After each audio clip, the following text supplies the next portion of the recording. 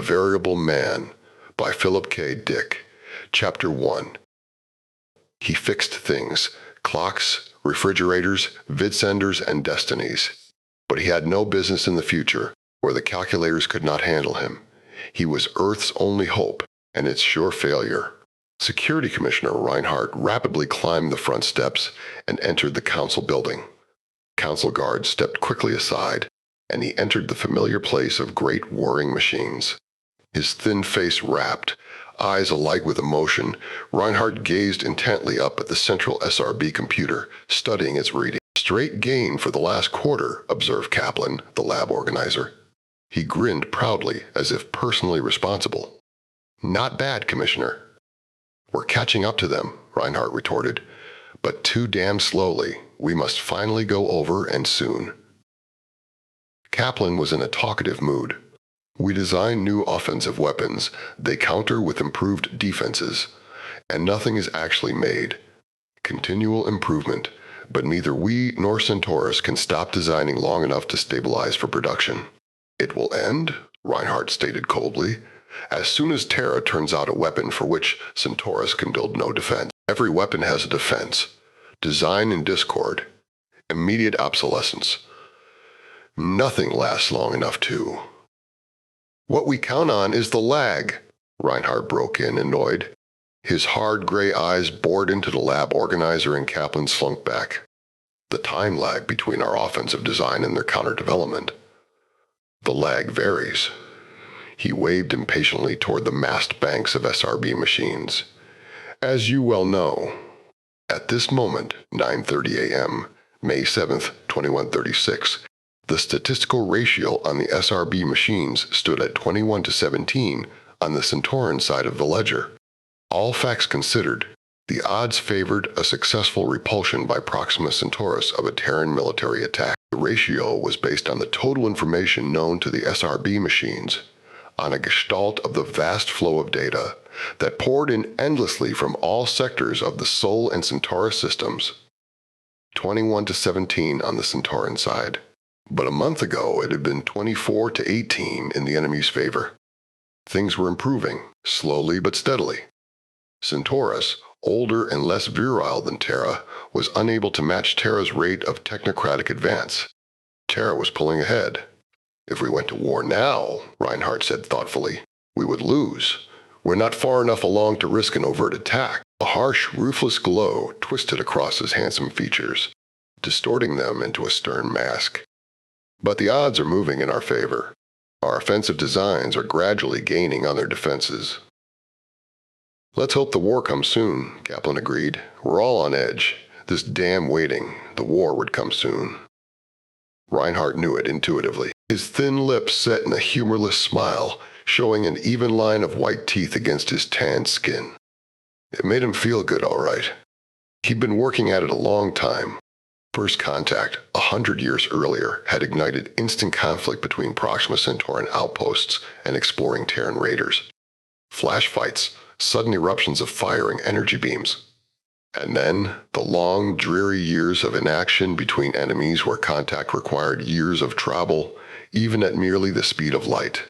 The two systems were evenly matched, screen against screen, warship against power station. The Centauran Empire surrounded Terra, an iron ring that couldn't be broken, rusty and corroded as it was. Radical new weapons had to be conceived if Terra was to break out. Through the windows of his office, Reinhardt could see endless buildings and streets, Terrans hurrying back and forth, bright specks that were commute ships, little eggs that carried businessmen and white-collar workers around, the huge transport tubes that shot masses of workmen to factories and labor camps from their housing units.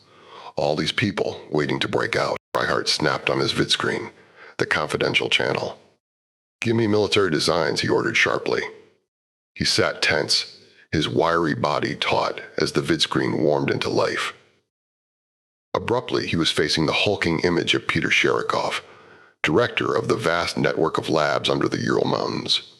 Sherikov's great bearded features hardened as he recognized Reinhardt, his bushy black eyebrows pulled up in a sullen line. "What do you want? You know I'm busy. We have too much work to do as it is, without being bothered by politicians." I'm dropping over your way, Reinhardt answered lazily. He adjusted the cuff of his immaculate gray cloak. I want a full description of your work and whatever progress you've made. You'll find a regular departmental report plate filed in the usual way, around your office someplace. If you'll refer to that, you'll know exactly what I'm not interested in that. I want to see what you're doing, and I expect you to be prepared to describe your work fully. I'll be there shortly. Half an hour. Reinhardt cut the circuit. Sherikov's heavy features dwindled and faded. Reinhardt relaxed, letting his breath out. Too bad he had to work with Sherikov. He had never liked the man. The big Polish scientist was an individualist, refusing to integrate himself with society.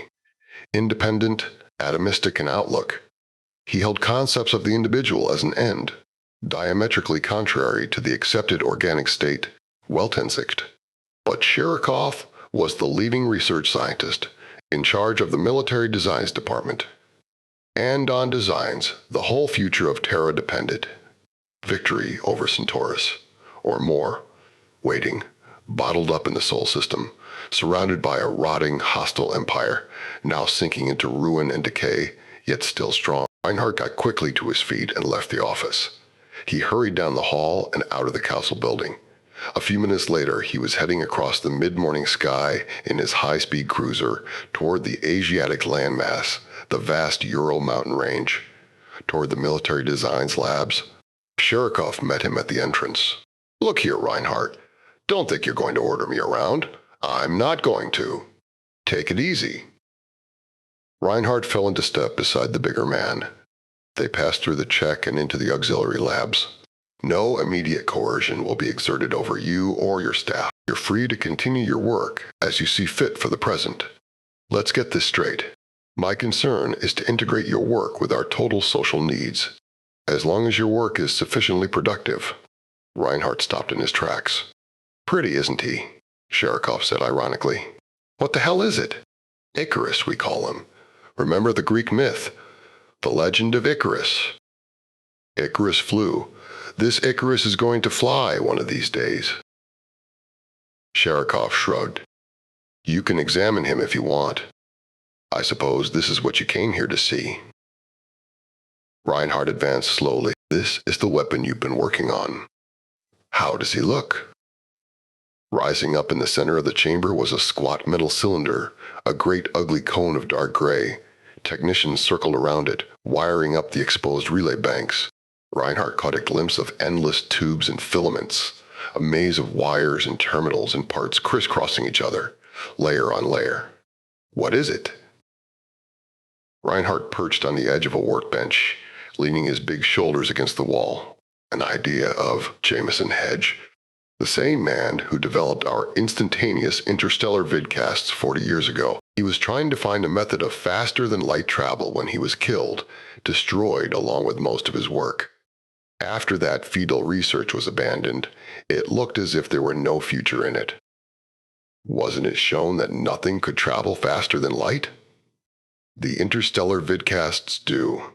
No. Hedge developed a valid VTL drive. He managed to propel an object at 50 times the speed of light. But as the object gained speed, its length began to diminish, and its mass increased. This was in line with familiar 20th century concepts of mass energy transformation. We conjectured that as Hedge's object gained velocity, it would continue to lose length and gain mass until its length became nil and its mass infinite. Nobody can imagine such an object. Go on. But what actually occurred is this.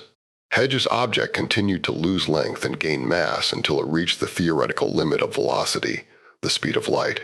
At that point, the object, still gaining speed, simply ceased to exist. Having no length, it ceased to occupy space. It disappeared. However, the object had not been destroyed. It continued on its way, gaining momentum each moment, moving in an arc across the galaxy, away from the Sol system. Hedge's object entered some other realm of being, beyond our powers of conception. The next phase of Hedge's experiment consisted in a search for some way to slow the ETL object down, back to a sub-ETL object down, back into our universe. This counter-principle was eventually worked out. With what result? The death of Hedge and destruction of most of his equipment. His experimental object, in re-entering the space-time universe, came into being in space already occupied by matter, possessing an incredible mass, just below infinity level.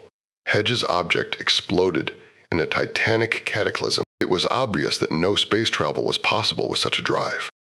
Virtually all space contains some matter. To re-enter space would bring automatic destruction. Hedge had found his VLL drive and his counterprinciple, but no one before this has been able to put them to any use. Reinhardt walked over toward the great metal cylinder. Sharkov jumped down and followed him. "I don't get it," Reinhardt said. "You said the principle is no good for space travel." "That's right. What's this for, then? If the ship explodes as soon as it returns to our universe, this is not a ship." Sharikov grinned slyly. Icarus is the first practical application of Hedge's principles. Icarus is a bomb. "So this is our weapon," Reinhardt said. "A bomb, an immense bomb. A bomb moving at a velocity greater than light. A bomb which will not exist in our universe. The Centaurans won't be able to detect or stop it. How could they?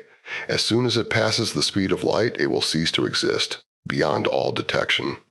But Icarus will be launched outside the lab, on the surface. He will align himself with Proxima Centaurus, gaining speed rapidly. By the time he reaches his destination, he will be traveling at EFTL 100. Icarus will be brought back to this universe within Centaurus itself. The explosion should destroy the star and wash away most of its planets, including their central hub planet, our moon. There is no way they can halt Icarus once he has been launched. No defense is possible. Nothing can stop him. It is a real fact. When will he be ready?" Sherikov's eyes flickered. "Soon."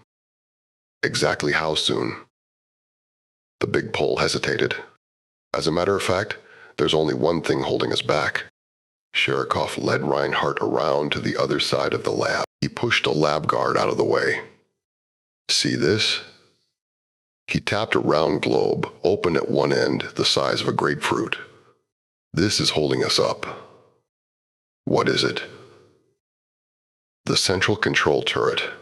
This thing brings Icarus back to subfetal flight at the correct moment. It must be absolutely accurate. Icarus will be within the star only a matter of a microsecond. If the turret does not function exactly, Icarus will pass out the other side and shoot beyond the Centauran system. How near completed is this turret?" Sharikov hedged uncertainly, spreading out. "Who can say? It must be wired with infinitely minute equipment, microscope grapples and wires invisible to the naked eye." "Can you name any completion date?" Sharikov reached into his coat and brought out a manila folder. "I've drawn up the data for the SRB machines, giving a date of completion. You can go ahead and feed it." "I entered 10 days as the maximum period. The machines can work from that." Reinhardt accepted the folder cautiously. "You're sure about the date?" "I'm not convinced I can trust you, Sharikov." Sharikov's features darkened. "You'll have to take a chance, Commissioner. I don't trust you any more than you trust me. I know how much you'd like an excuse to get me out of here and one of your puppets in." Reinhardt studied the huge scientist thoughtfully. Sharikov was going to be a hard nut to crack. Designs was responsible to security, not the Council. Sharikov was losing ground, but he was still a potential danger. Stubborn, individualistic, refusing to subordinate his welfare to the general good. "All right." Reinhardt put the folder slowly away in his coat. "I'll feed it. But you better be able to come through. There can't be any slip-ups. Too much hangs on the next few days. If the odds change in our favor, are you going to give the mobilization order?" "Yes," Reinhardt stated. "I'll give the order the moment I see the odds change." Standing in front of the machines, Reinhardt waited nervously for the results. It was 2 o'clock in the afternoon. The day was warm, a pleasant May afternoon. Outside the building, the daily life of the planet went on as usual. As usual. Not exactly. The feeling was in the air, an expanding excitement growing every day. Terra had waited a long time. The attack on Proxima Centaurus had to come, and the sooner the better. The ancient Centauran Empire hemmed in Terra, bottled the human race up in its one system. A vast, suffocating net draped across the heavens, cutting Terra off from the bright diamonds beyond. And it had to end. The SRB machines whirred, the visible combination disappearing. For a time, no ratio showed. Reinhardt tensed, his body rigid. He waited. The new ratio appeared. Reinhardt gasped. 7-6. Toward Terra. Within 5 minutes, the emergency mobilization alert had been flashed to all government departments. The Council and President Duffy had been called to immediate session. Everything was happening fast. But there was no doubt. 7-6. In Terra's favor. Reinhardt hurried frantically to get his papers in order, in time for the council session. At Histo Research, the message plate was quickly pulled from the confidential slot and rushed across the central lab to the chief official. Look at this. Fredman dropped the plate on his superior's desk. Look at it. Harper picked up the plate, scanning it rapidly. Sounds like the real thing. I didn't think we'd live to see it. Fredman left the room, hurrying down the hall. He entered the time bubble office. Where's the bubble? He demanded, looking around. One of the technicians looked slowly up. Back about 200 years. We're coming up with interesting data on the War of 1914. According to material the bubble has already brought up. Cut it. We're through with routine work. Get the bubble back to the present. From now on, all equipment has to be free from military work. But the bubble is regulated automatically. You can bring it back manually. It's risky. The technician hedged. If the emergency requires it, I suppose we could take a chance and cut the automatic. The emergency requires everything, Fredman said feelingly. But the odds might change back, Margaret Duffy, president of the council, said nervously. Any minute they can revert. This is our chance. Reinhardt snapped, his temper rising. What the hell's the matter with you? We've waited years for this. The council buzzed with excitement. Margaret Duff hesitated uncertainly, her blue eyes clouded with worry. I realize the opportunity is here, at least statistically. But the new odds have just appeared. How do we know they'll last? They stand on the basis of a single weapon. You're wrong. You don't grasp the situation. Reinhardt held himself in check with great effort. Sherikov's weapon tipped the ratio in our favor. But the odds have been moving in our direction for months. It was only a question of time. The new balance was inevitable, sooner or later. It's not just Sherikov. He's only one factor in this. It's all 9 planets of the Sol system, not a single man. One of the councilmen stood up. The president must be aware the entire planet is eager to end this waiting. All our activities for the past 80 years have been directed toward. Reinhardt moved close to the slender president of the council. If you don't approve the war, there probably will be mass rioting. Public reaction will be strong, damn strong. And you know it. Margaret Duff shot him a cold glance. You sent out the emergency order to force my hand. You were fully aware of what you were doing. You knew once the order was out, there'd be no stopping things. A murmur rushed through the council, gaining volume. We have to approve the war. We're committed. It's too late to turn back. Shouts, angry voices, insistent waves of sound lapped around Margaret Duffy. I'm as much for the war as anybody, she said sharply. I'm only urging moderation. An intersystem war is a big thing. We're going to war because a machine says we have a statistical chance of winning. The vote can go ahead. Her cold, alert eyes appraised Reinhardt, especially since the emergency order has already been sent out to all government departments. Good. Reinhardt stepped away with relief. Then it settled. We can finally go ahead with full mobilization. Mobilization proceeded rapidly. The next 48 hours were alive with activity. Reinhardt attended a policy-level military briefing in the council rooms conducted by Fleet Commander Carlton. "You can see our strategy," Carlton said. He traced a diagram on the blackboard with a wave of his hand. Sherikov states it'll take 8 more days to complete the FTL bomb. During that time, the fleet we have near the Centauran system will take up positions. As the bomb goes off, the fleet will begin operations against the remaining Centauran ships. Many will no doubt survive the blast, but with Armand gone, we should be able to handle them. Reinhardt took Commander Carlton's place. "I can report on the economic situation. Every factory on Terra is converted to arms production. With our moon out of the way, we should be able to promote mass insurrection among the Centauran colonies. An inter-system empire is hard to maintain, even with ships that approach light speed. Local warlords should pop up all over the place. We want to have weapons available for them and ships starting now to reach them in time. Eventually, we hope to provide a unifying principle around which the colonies can all collect. Our interest is more economic than political. They can have any kind of government they want, as long as they act as supply areas for us, as our 8 system planets act now." Carlton resumed his report. "Once the Centauran fleet has been scattered, we can begin the crucial stage of the war, the landing of men and supplies from the ships we have waiting in all key areas throughout the Centauran system. In this stage..." Reinhardt moved away.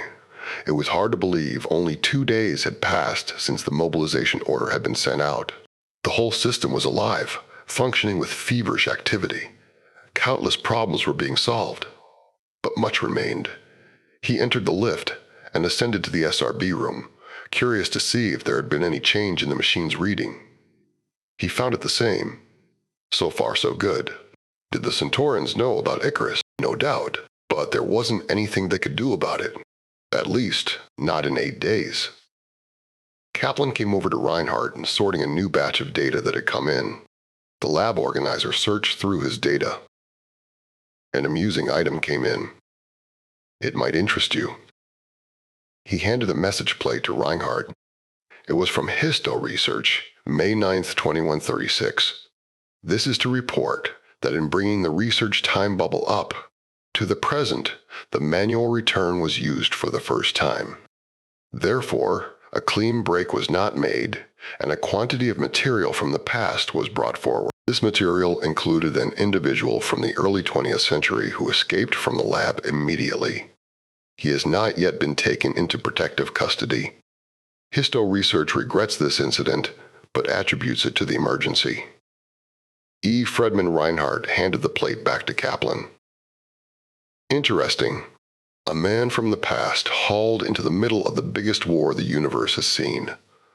Strange things happen. I wonder what the machines will think. Hard to say. Probably nothing." Reinhardt left the room and hurried along the corridor to his own office. As soon as he was inside, he called Sherikov on the bid screen, using the confidential line. Pole's heavy features appeared. "Good day, Commissioner. How's the war effort?" "Fine. How's the turret wiring proceeding?" A faint frown flickered across Sherikov's face. "As a matter of fact, Commissioner." "What's the matter?" Reinhardt said sharply. Sherikov floundered. "You know how these things are. I've taken my crew off it and tried robot workers. They have greater dexterity, but they can't make decisions. This calls for more than mere dexterity. This calls for..." He searched for the word. "For an artist." Reinhardt's face hardened. "Listen, Sherikov, you have 8 days left to complete the bomb. The data given to the SRB machines contain that information. The 7-to-6 ratio is based on that estimate. If you don't come through..." Sherikov twisted in embarrassment. "Don't get excited, Commissioner. We'll complete it." "I hope so. Call me as soon as it's done." Reinhardt snapped off the connection. If Sherikov let them down, he'd have him taken out and shot. The whole war depended on the FTL bomb. The vid screen glowed again. Reinhardt snapped it on. Kaplan's face formed on it. The lab organizer's face was pale and frozen. "Commissioner, you better come up to the SRB office. Something's happened." "What is it?" "I'll show you." Alarmed, Reinhardt hurried out of his office and down the corridor. He found Kaplan standing in front of the SRB machines. "What's the story?" Reinhardt demanded. He glanced down at the reading. It was unchanged. Kaplan held up a message plate nervously. "A moment ago, I fed this into the machines. After I saw the results, I quickly removed it. It's that item I showed you. From histo research. About the man from the past." "What happened when you fed it?" Kaplan swallowed unhappily. "I'll show you. I'll do it again. Exactly as before." He fed the plate into a moving intake belt. "Watch the visible figures," Kaplan muttered. Reinhardt watched, tense and rigid. For a moment nothing happened. 7 to 6 continued to show. Then the figures disappeared. The machines faltered. New figures showed briefly, 4 to 24 for Centaurus. Reinhardt gasped, suddenly sick with apprehension. But the figures vanished. New figures appeared, 16 to 38 for Centaurus. Then 48 to 86, 79 to 15 in Terra's favor. Then nothing. The machines whirred, but nothing happened. Nothing at all. No figures. Only a blank. "What's it mean?" Reinhardt muttered, dazed. "It's fantastic. We didn't think this could." "What's happened?" "The machines aren't able to handle the item. No reading can come. It's data they can't integrate. They can't use it for prediction material, and it throws off all their other figures." "Why?" It's a variable." Kaplan was shaking, white-lipped and pale. "Something from which no inference can be made. The man from the past. The machines can't deal with him." Chapter 2. Thomas Cole was sharpening a knife with his whetstone when the tornado hit. The knife belonged to the lady in the big green house. Every time Cole came by with his fix-it card, the lady had something to be sharpened. Once in a while, she gave him a cup of coffee, hot black coffee from an old bent pot. He liked that fine. He enjoyed good coffee. The day was drizzly and overcast. Business had been bad. An automobile had scared his 2 horses. On bad days, less people were outside, and he had to get down from the cart and go to ring doorbells. But the man in the yellow house had given him $1 for fixing his electric refrigerator. Nobody else had been able to fix it, not even the factory man. The $1 would go a long way. $1 was a lot. He knew it was a tornado even before it hit him. Everything was silent. He was bent over his whetstone, the reins between his knees, absorbed in his work. He had done a good job on the knife. He was almost finished. He spat on the blade and was holding it up to see. And then the tornado came. All at once it was there, completely around him, nothing but grayness. He and the cart and horses seemed to be in a calm spot in the center of the tornado. They were moving in a great silence, gray mist everywhere. And while he was wondering what to do and how to get the lady's knife back to her, all at once there was a bump and the tornado tipped him over, sprawled out on the ground. The horses screamed in fear, struggling to pick themselves up. Cole got quickly to his feet. Where was he? The grayness was gone. White walls stuck up on all sides. A deep light gleamed down, not daylight but something like it. The team was pulling the cart on its side, dragging it along, tools and equipment falling out. Cole righted the cart, leaping up onto the seat, and for the first time saw the people. Men with astonished white faces, in some sort of uniforms, shouts, noise, and confusion, and a feeling of danger. Cole headed the team toward the door. Hoofs thundered steel against steel as they pounded through the doorway, scattering the astonished men in all directions. He was out in a wide hall. A building, like a hospital. The hall divided. More men were coming, spilling from all sides, shouting and milling in excitement like white ants. Something cut past him, a beam of dark violet. It seared off a corner of the cart, leaving the wood smoking. Cole felt fear. He kicked at the terrified horses. They reached a big door, crashing wildly against it.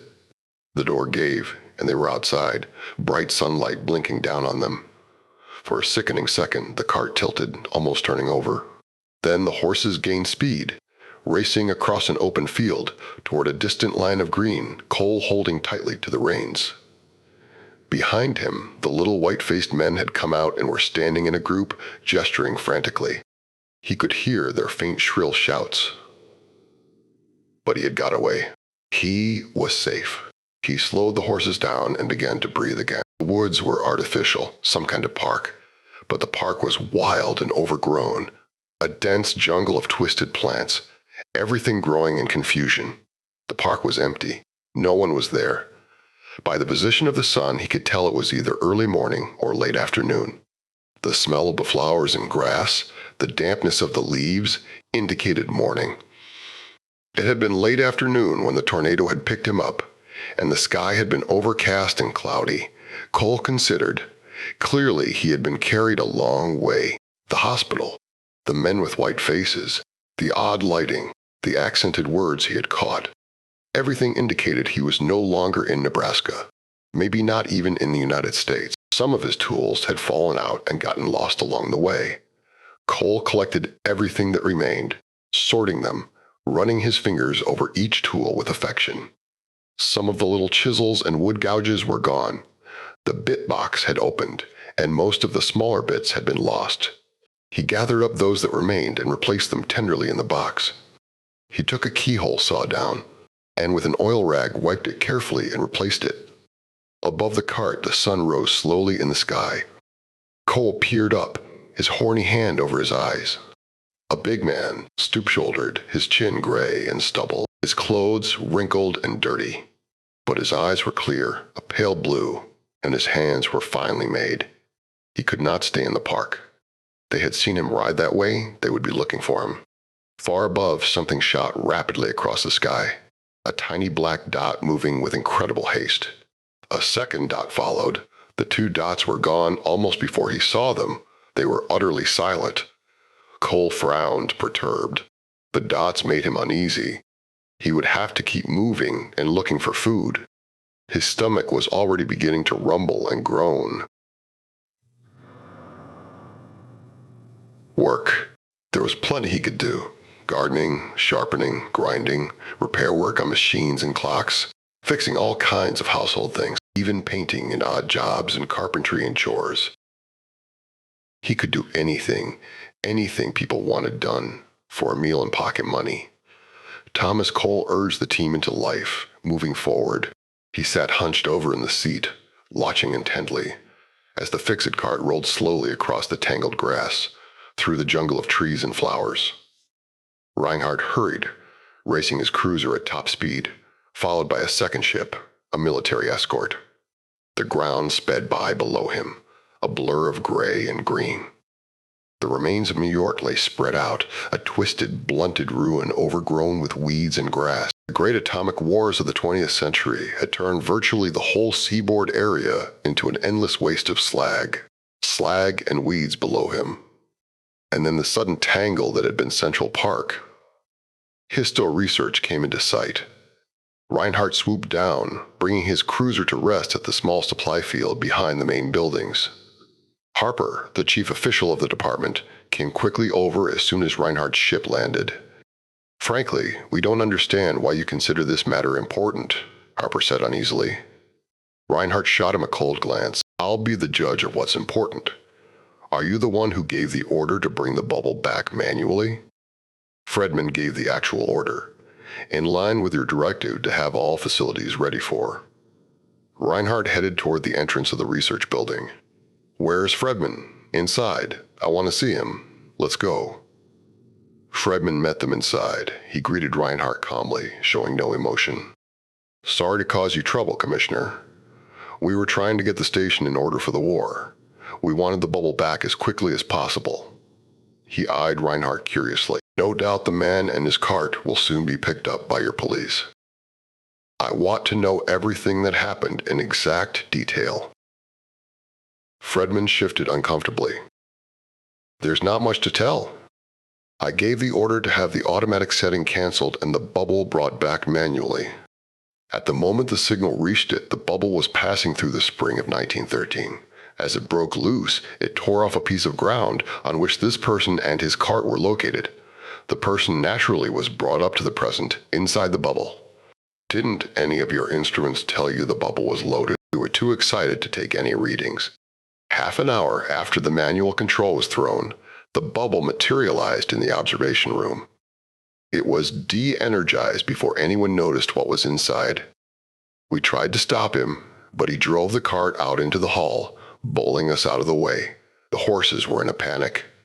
What kind of cart was it? There was some kind of sign on it, painted in black letters on both sides.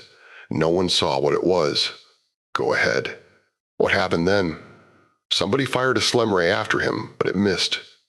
The horses carried him out of the building and onto the grounds. By the time we reached the exit, the cart was halfway to the park. Reinhardt reflected. If he's still in the park, we should have him shortly. But we must be careful. He was already starting back toward his ship, leaving Fredman behind. Harper fell in beside him. Reinhardt halted by his ship. He beckoned some government guards over. Put the executive staff of this department under arrest. I'll have them tried on the treason count later on. He smiled ironically as Harper's face blanched sickly pale. There's a war going on. You'll be lucky if you get off alive. Reinhardt entered his ship and left the surface, rising rapidly into the sky. A second ship followed after him, a military escort. Reinhardt flew high above the sea of gray slag, the unrecovered waste area. He passed over a sudden square of green set in the ocean of gray. Reinhardt gazed back at it until it was gone. Central Park. He could see police ships racing through the sky, ships and transports loaded with troops heading toward the square of green. On the ground, some heavy guns and surface cars rumbled along, lines of black approaching the park from all sides. They would have the man soon. But meanwhile, the SRB machines were blank, and on the SRB machines' readings, the whole war depended. About noon, the cart reached the edge of the park. Cole rested for a moment, allowing the horses time to crop at the thick grass. The silent expanse of slag amazed him. What had happened? Nothing stirred, no buildings, no sign of life. Grass and weeds poked up occasionally through it, breaking the flat surface here and there. But even so, the sight gave him an uneasy chill. Cole drove the cart slowly out onto the slag, studying the sky above him. There was nothing to hide him now that he was out of the park. The slag was bare and uniform, like the ocean. If he were spotted, a horde of tiny black dots raced across the sky, coming rapidly closer. Presently they veered to the right and disappeared. More planes, wingless metal planes. He watched them go, driving slowly on. Half an hour later, something appeared ahead. Cole slowed the cart down, peering to see. The slag came to an end. He had reached its limits. Ground appeared, dark soil and grass. Weeds grew everywhere. Ahead of him, beyond the end of the slag, was a line of buildings, houses of some sort, or sheds. Houses, probably, but not like any he had ever seen.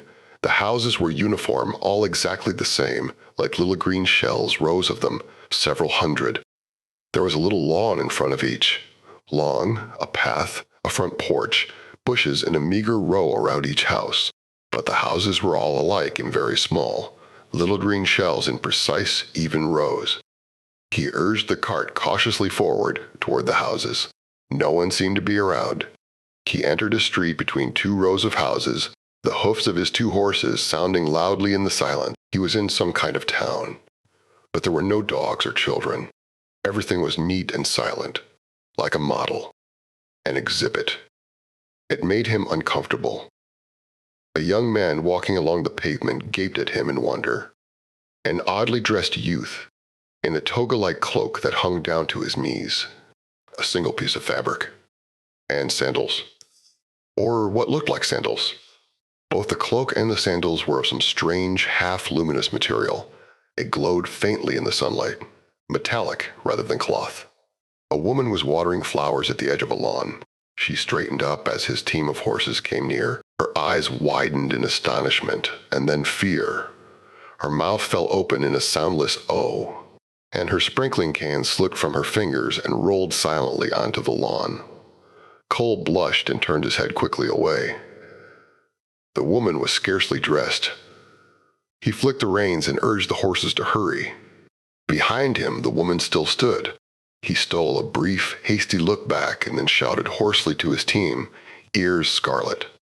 He had seen right. She wore only a pair of translucent shorts, nothing else. A mere fragment of the same half-luminous material that glowed and sparkled. The rest of her small body was utterly naked. He slowed the team down. She had been pretty. Brown hair and eyes, deep red lips. Quite a good figure. Slender waist, downy legs, bare and supple, full breasts. He clamped the thought furiously off. He had to get to work. Business. Cole halted the fix-it cart and leaped down onto the pavement. He selected a house at random and approached it cautiously. The house was attractive. It had a certain simple beauty. But it looked frail and exactly like the others. He stepped up on the porch. There was no bell. He searched for it, running his hand uneasily over the surface of the door. All at once there was a click, a sharp snap on a level with his eyes. Cole glanced up, startled. A lens was vanishing as the door section slid over it. He had been photographed. While he was wondering what it meant, the door swung suddenly open. A man filled up the entrance, a big man in a tan uniform, blocking the way ominously. "What do you want?" the man demanded. "I'm looking for work," Cole murmured. "Any kind of work. I can do anything, fix any kind of thing. I repair broken objects, things that need mending." His voice trailed off uncertainly.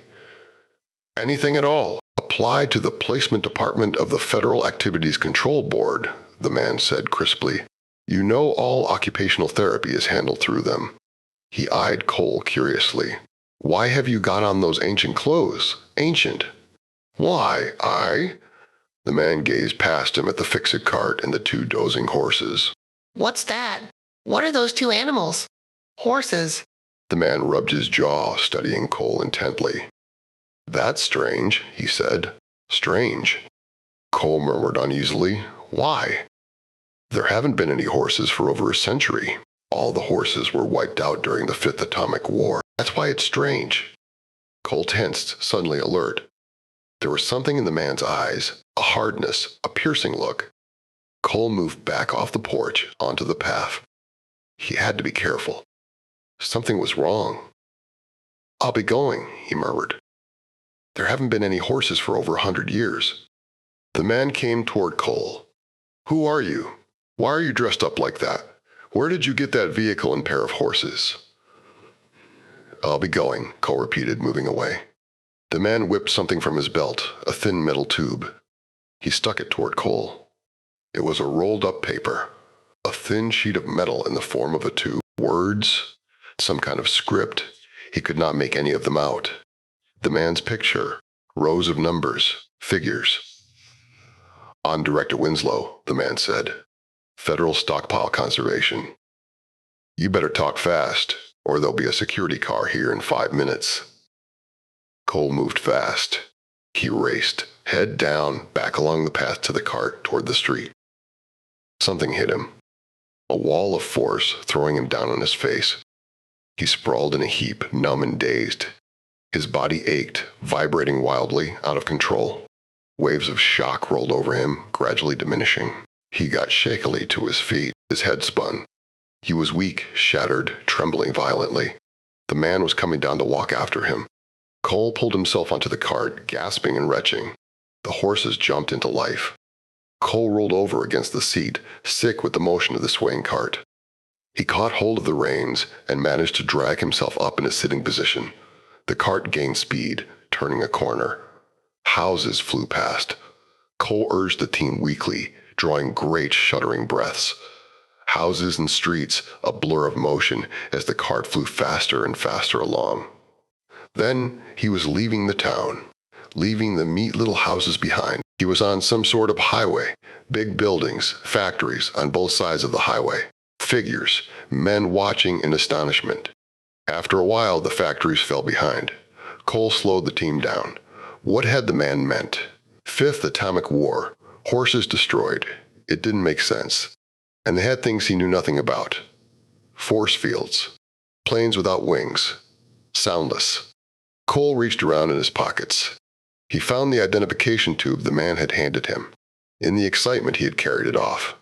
He unrolled the tube slowly and began to study it. The writing was strange to him. For a long time, he studied the tube. Then, gradually, he became aware of something.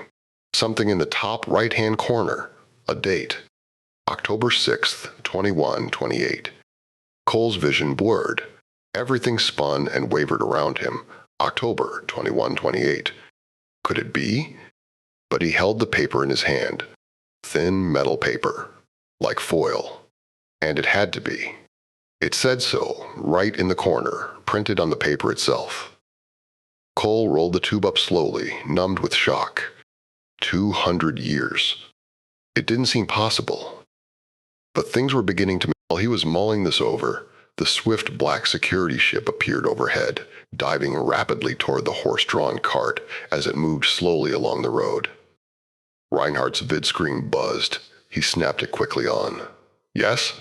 Report from security. Put it through. Reinhardt waited tensely as the lines locked in place. The screen relit. This is Dixon, Western Regional Command. The officer cleared his throat, shuffling his message plates.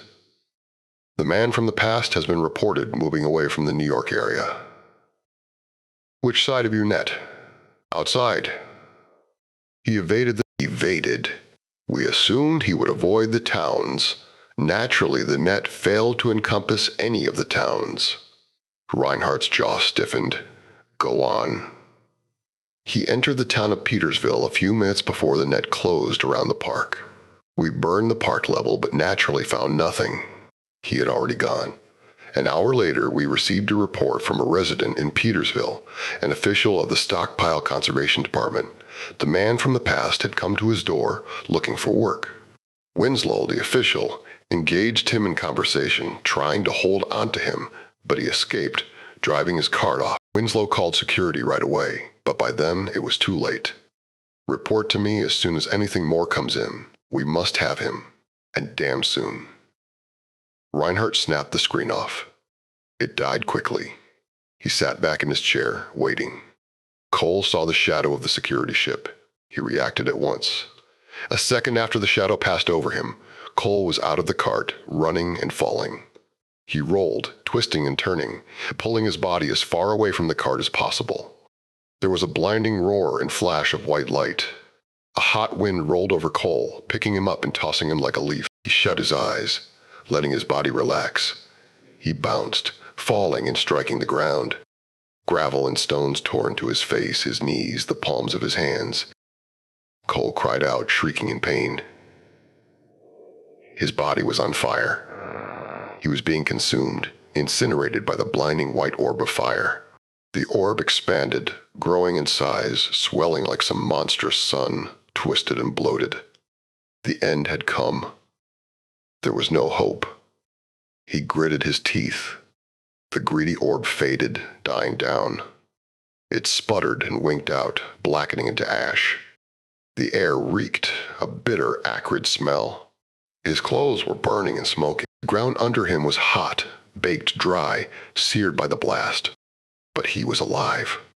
At least, for a while. Cole opened his eyes slowly. The cart was gone. A great hole gaped where it had been, a shattered sore in the center of the highway. An ugly cloud hung above the hole, black and ominous. Far above, the wingless planes circled, watching for any signs of life. Cole lay, breathing shallowly, slowly. Time passed. The sun moved across the sky with agonizing slowness. It was perhaps 4 in the afternoon.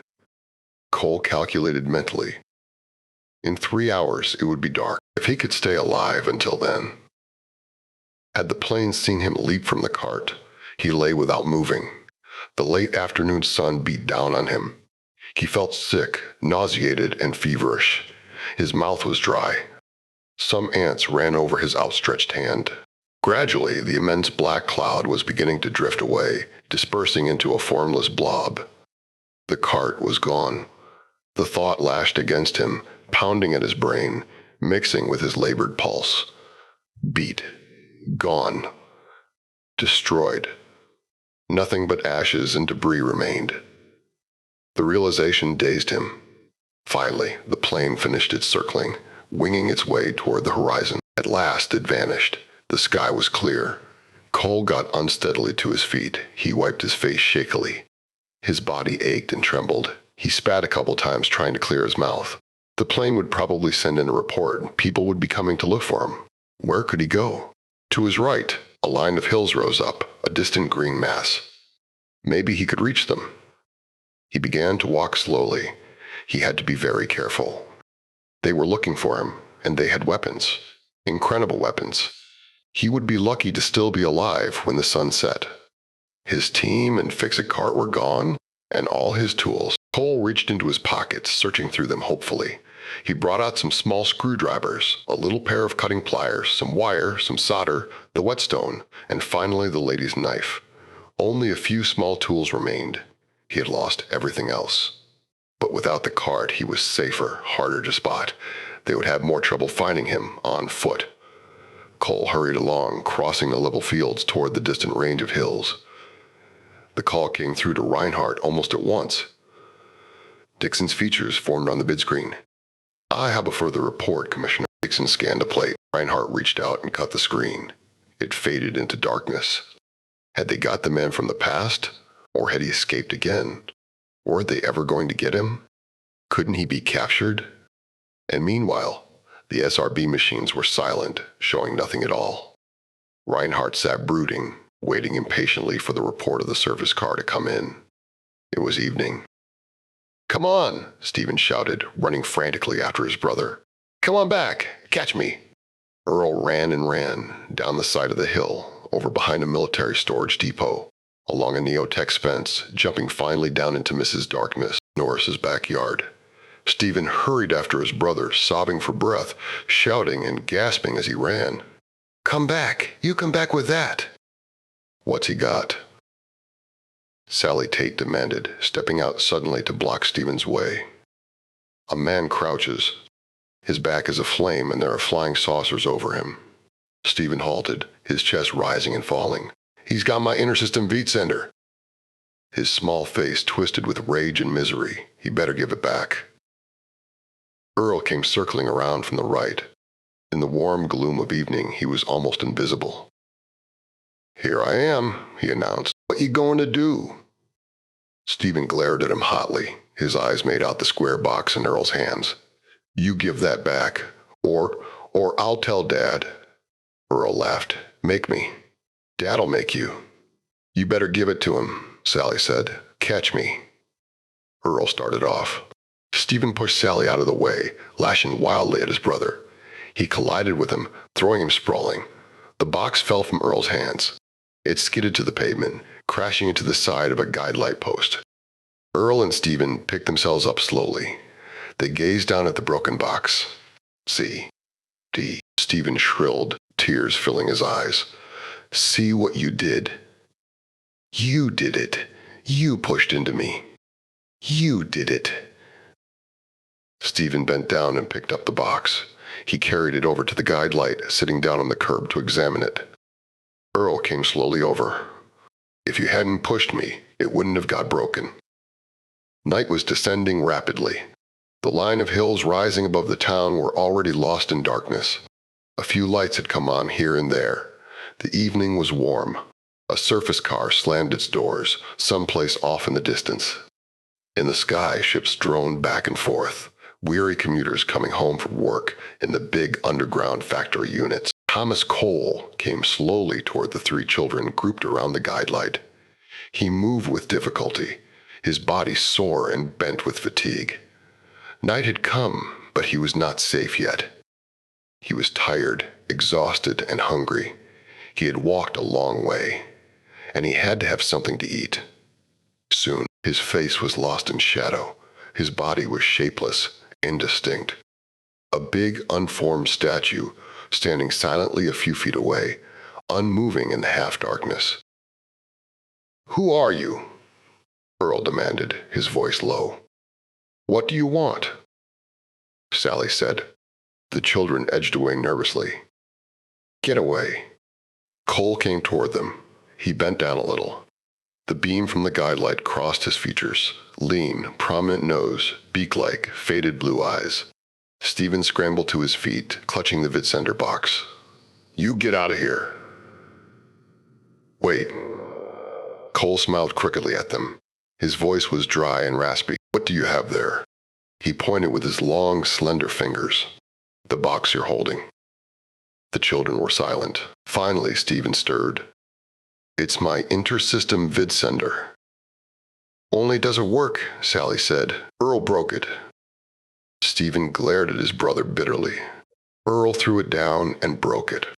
Cole smiled a little. He sank down wearily on the edge of the curb, sighing with relief. He had been walking too long. His body ached with fatigue. He was hungry and tired.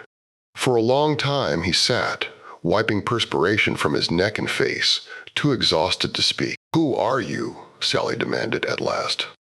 Why do you have on those funny clothes? Where did you come from? Where? Cole looked around at the children. From a long way off, a long way off. He shook his head slowly from side to side, trying to clear it. What's your therapy? Earl said, My therapy. What do you do? Where do you work? Cole took a deep breath and let it out again slowly. I fix things, all kinds of things, any kind. Earl sneered. Nobody fixes things. When they break, you throw them away. Cole didn't hear him. Sudden need had roused him, getting him suddenly to his feet. You know any work I can find? He demanded. Things I could do? I can fix anything. Clocks, typewriters, refrigerators, pots and pans, leaks in the roof. I can fix anything there is. Stephen held out his intersystem vid sender. Fix this. There was silence. Slowly, Cole's eyes focused on the box. That? My sender. Earl broke it. Cole took the box slowly. He turned it over, holding it up to the light. He frowned, concentrating on it. His long, slender fingers moved carefully over the surface, exploring it. Cole shook his head vaguely. I'm reliable. His sensitive fingers found the studs that held the box together. He depressed the studs, pushing them expertly in. The box opened, revealing its complex interior. He got it open, Sally whispered. Give it back, Stephen demanded, a little frightened. He held out his hand. I want it back. The three children watched Cole apprehensively. Cole fumbled in his pocket. Slowly he brought out his tiny screwdrivers and pliers. He laid them in a row beside him. He made no move to return the box. I want it back, Stephen said feebly. Cole looked up. His faded blue eyes took in the sight of the three children standing before him in the gloom. I'll fix it for you. You said you wanted it fixed. I want it back. Stephen stood on one foot, then the other, torn by doubt and indecision. Can you really fix it? Can you make it work again? Yes. All right. Fix it for me, then. A sly smile flickered across Cole's tired face. Now, wait a minute. If I fix it, will you bring me something to eat? I'm not fixing it for nothing. Something to eat? Food. I need hot food. Maybe some coffee. Stephen nodded. Yes. I'll get it for you. Cole relaxed. Fine. That's fine. He turned his attention back to the box resting between his knees. Then I'll fix it for you. I'll fix it for you. Good. His fingers flew, working and twisting, tracing down wires and relays, exploring and examining, finding out about the intersystem vid sender, discovering how it worked. Stephen slipped into the house through the emergency door. He made his way to the kitchen with great care, walking on tiptoe. He punched the kitchen controls at random, his heart beating excitedly. The stove began to whir, purring into life. Meter readings came on, crossing toward the completion marks. Presently the stove opened, sliding out a tray of steaming dishes. The mechanism clicked off, dying into silence. Stephen grabbed up the contents of the tray, filling his arms. He carried everything down the hall, out the emergency door, and into the yard. The yard was dark. Stephen felt his way carefully along. He managed to reach the guide light without dropping anything at all. Thomas Cole got slowly to his feet as Stephen came into view. Here, Stephen said. He dumped the food onto the curb, gasping for breath. Here's the food. Is it finished? Cole held out the intersystem vid sender. It's finished. It was pretty badly smashed. Earl and Sally gazed up, wide-eyed. Does it work? Sally asked. Of course not, Earl stated. How could it work? He couldn't. Turn it on. Sally nudged Stephen eagerly. See if it works. Stephen was holding the box under the light, examining the switches. He clicked the main switch on. The indicator light gleamed. It lights up, Stephen said. Say something into it. Stephen spoke into the box. Hello? Hello? This is Operator 6, Z75 calling. Can you hear me? This is Operator 6, Z75. Can you hear me? In the darkness, away from the beam of the guide light, Thomas Cole sat crouched over the food. He ate gratefully, silently. It was good food, well cooked and seasoned. He drank a container of orange juice and then a sweet drink he didn't recognize. Most of the food was strange to him, but he didn't care. He'd walked a long way and he was plenty hungry. And he still had a long way to go before morning. Yet instinct told him that he would be safe among the trees and tangled growth, at least as safe as he could hope for. He ate rapidly, intent on the food. He did not look up until he was finished. Then he got slowly to his feet, wiping his mouth with the back of his hand. The three children were standing around in a circle, operating the intersystem vidsender. He watched them for a few minutes. None of them looked up from the small box. They were intent, absorbed in what they were doing. Well, Cole said at last. Does it work all right? After a moment, Stephen looked up at him. There was a strange expression on his face. He nodded slowly. Yes. Yes, it works. It works fine. Cole grunted. All right. He turned and moved away from the light. That's fine. The children watched silently until the figure of Thomas Cole had completely disappeared. Slowly, they turned and looked at each other. Then down at the box in Stephen's hands. They gazed at the box in growing awe. Awe mixed with dawning fear. Stephen turned and edged toward his house. I've got to show it to my dad, he murmured, dazed. He's got to know. Somebody's got to know. Chapter 3. Eric Reinhardt examined the vidsender box carefully, turning it around and around. Then he did escape from the blast, Dixon admitted reluctantly. He must have leaped from the cart just before the concussion. Reinhardt nodded. He escaped. He got away from you twice. He pushed the vidsender box away and leaned abruptly toward the man standing uneasily in front of his desk. What's your name again? Elliot. Richard Elliot. And your son's name? Stephen. It was last night this happened? About 8 o'clock. Go on. Stephen came into the house. He acted queerly. He was carrying his intersystem vidsender. Relays connected differently. Some parts were missing. New parts had been jury-rigged out of old. Then I discovered the thing that made me call security. The vidsender. It really worked. Worked. You see, it never was anything more than a toy, with a range of a few city blocks. So the kids could call back and forth from their rooms, like a sort of portable vidscreen. Commissioner, I tried out the vidsender, pushing the call button and speaking into the microphone. I got a ship of the line. A battleship, operating beyond Proxima Centaurus over 8 light years away, as far out as the actual vidsenders operate. Then I called security. Right away. For a time, Reinhardt was silent. Finally, he tapped the box lying on the desk. You got a ship of the line with this? That's right. How big are the regular vidsenders?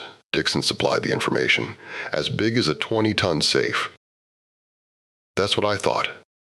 Reinhardt waved his hand impatiently. All right, Elliot. Thanks for turning the information over to us. That's all. Security police led Elliot outside the office. Reinhardt and Dixon looked at each other. This is bad. He has some ability, some kind of mechanical ability. Genius, perhaps, to do a thing like this. Look at the period he came from, Dixon. The early part of the 20th century, before the wars began. That was a unique period. There was a certain vitality, a certain ability. It was a period of incredible growth and discovery.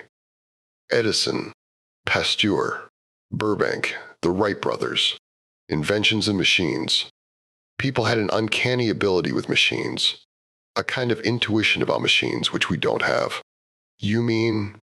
I mean, a person like this coming into our own time, he's too different. He's oriented along different lines.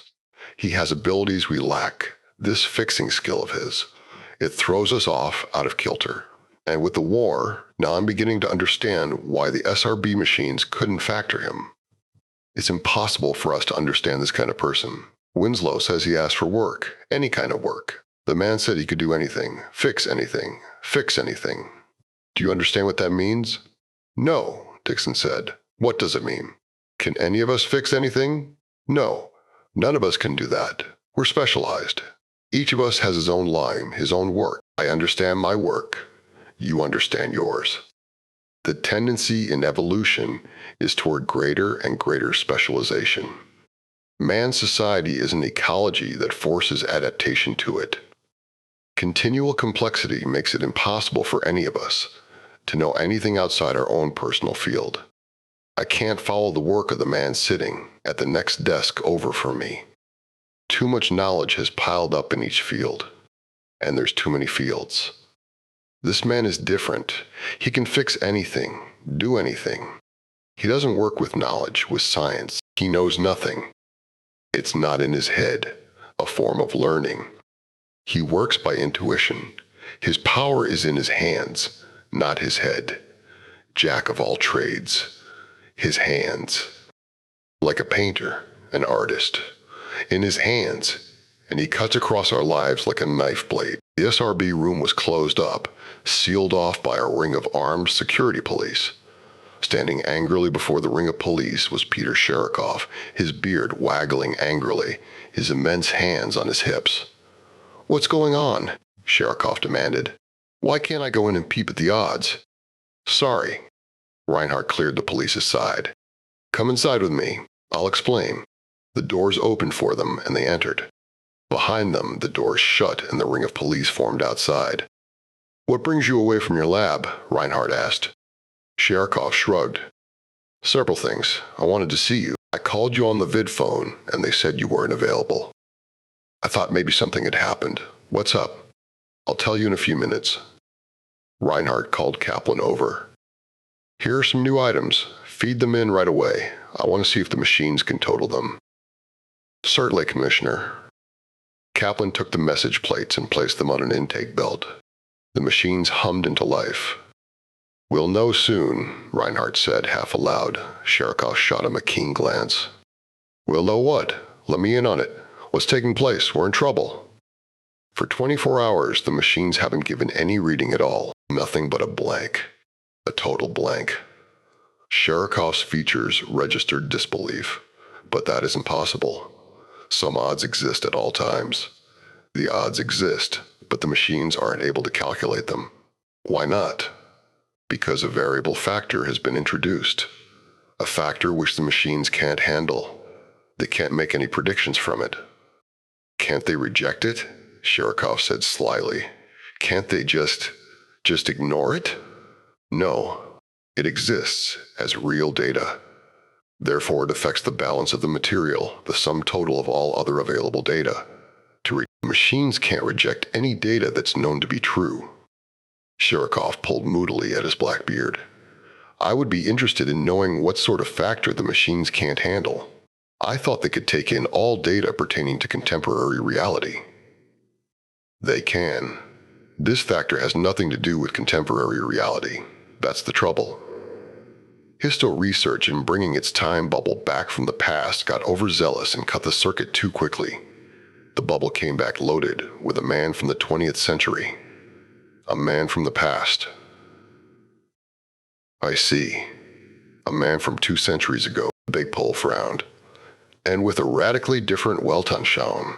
No connection with our present society, not integrated along our lines at all. Therefore, the SRB machines are perplexed." Reinhardt grinned. "Perplexed? I suppose so. In any case, they can't do anything with the data about this man. The variable man. No statistics at all have been thrown up. No predictions have been made. And it knocks everything else out of phase. We're dependent on the constant showing of these odds. The whole war effort is geared around them. For want of a nail, the shoe was lost. For want of the shoe, the horse was lost. For want of the horse, the rider was lost. For want. Exactly. A single factor coming along like this, one single individual, can throw everything off. It doesn't seem possible that one person could knock an entire society out of balance, but apparently it is. What are you doing about this man? The security police are organized in a mass search for him. Results? He escaped into the Albertine mountain range last night. It'll be hard to find him. We must expect him. It'll take that long for us to arrange the annihilation of the range area. Perhaps a trifle longer. And meanwhile... Ready, Commissioner, Kaplan interrupted. The new totals. The SRB machines had finished factoring the new data. Reinhardt and Sherikov hurried to take their places before the view windows. For a moment, nothing happened. Then odds were put up, locking in place. Sherikov gasped. 99-2. In favor of Terra. That's wonderful. Now we... The odds vanished. New odds took their places. 97-4. Wait, Reinhardt said to him. I don't think they'll last. The odds vanished. A rapid series of odds shot across the screen, a violent stream of numbers, changing almost instantly. At last, the machines became silent. Nothing showed, no odds, no totals at all. The view windows were blank. You see? Reinhardt murmured. The same damn thing, Sherikov pondered. Reinhardt, you're too Anglo-Saxon, too impulsive. Be more Slavic. This man will be captured and destroyed within 2 days. You said so yourself. Meanwhile, we're all working night and day on the war effort. The war fleet is waiting near Proxima, taking up positions for the attack on the Centaurans. All our war plants are going full blast. By the time the attack date comes, we'll have a full-sized invasion army ready to take off for the long trip to the Centauran colonies. The whole Terran population has been mobilized. The 8 supply planets are pouring in material. All this is going on day and night, even without odds showing. Long before the attack comes, this man will certainly be dead, and the machines will be able to show odds again. Reinhardt considered, it worries me.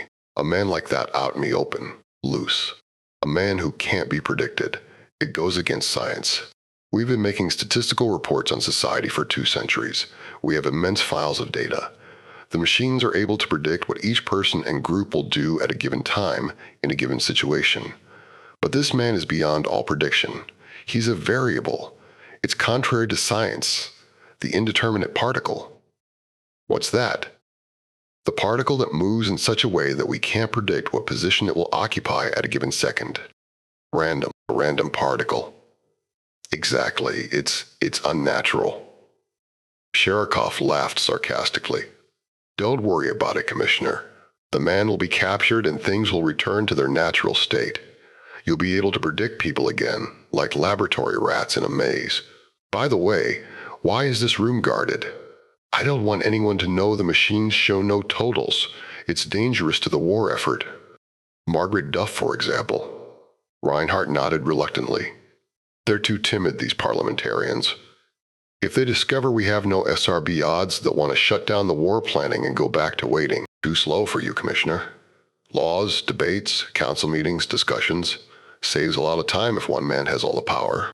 One man to tell people what to do, think for them, lead them around. Reinhardt eyed the big pole critically. That reminds me, how was Icarus coming? Have you continued to make progress on the control turret?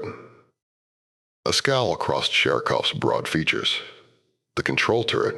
He waved his big hand vaguely. I would say it's coming along all right. We'll catch up in time. Instantly, Reinhardt became alert. Catch up? You mean you're still behind? Somewhat. A little. But we'll catch up. Sherikov retreated toward the door. Let's go down to the cafeteria and have a cup of coffee. You worry too much, Commissioner. Take things more in your stride. I suppose you're right. The 2 men walked out into the hall. I'm on edge. This variable man. I can't get him out of my mind. Has he done anything yet? Nothing important. Rewired a child's toy. A toy vid sender. Oh? Sherikov showed interest.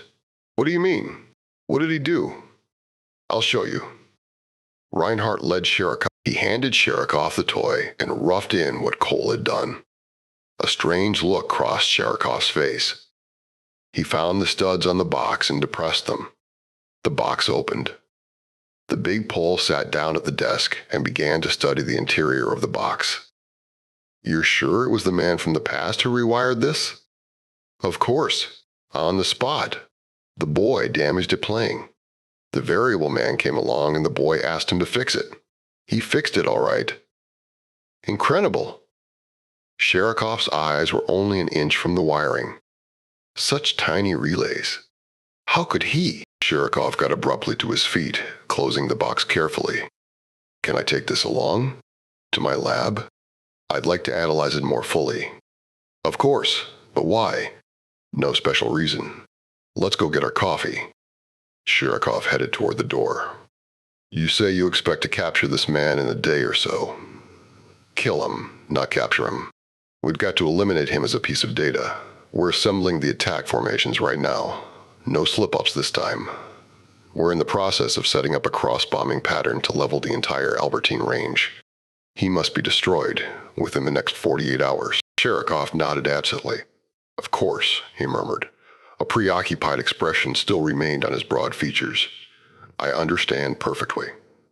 Thomas Cole crouched over the fire he had built, warming his hands. It was almost morning. The sky was turning violet gray. The mountain air was crisp and chill. Cole shivered and pulled himself closer to the fire. The heat felt good against his hands. His hands. He gazed down at them, glowing yellow-red in the firelight. The nails were black and chipped, warts and endless calluses on each finger and the palms. But they were good hands. The fingers were long and tapered. He respected them, although in some ways he didn't understand them.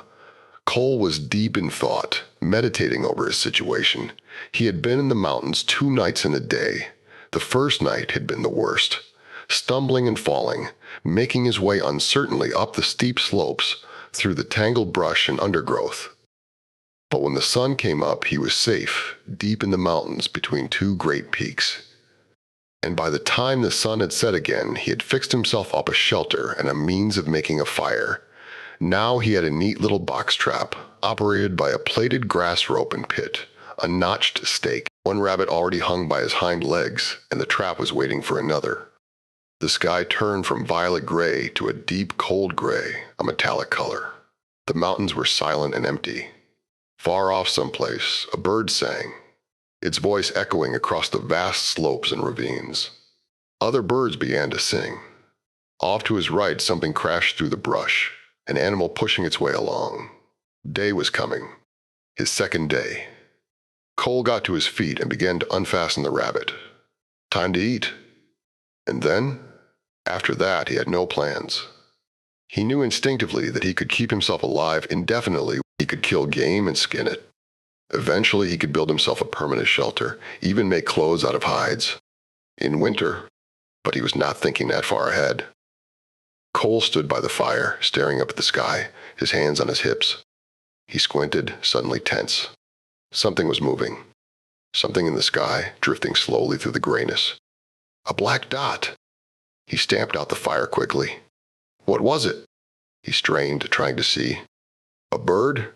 A second dot joined the first. 2 dots. Then 3. 4. 5. A fleet of them, moving rapidly across the early morning sky, toward the mountains. Toward him. Cole hurried away from the fire. He snatched up the rabbit and carried it along with him into the tangled shelter he had built. He was invisible, inside the shelter. No one could find him. But if they had seen the fire? He crouched in the shelter, watching the dots grow larger.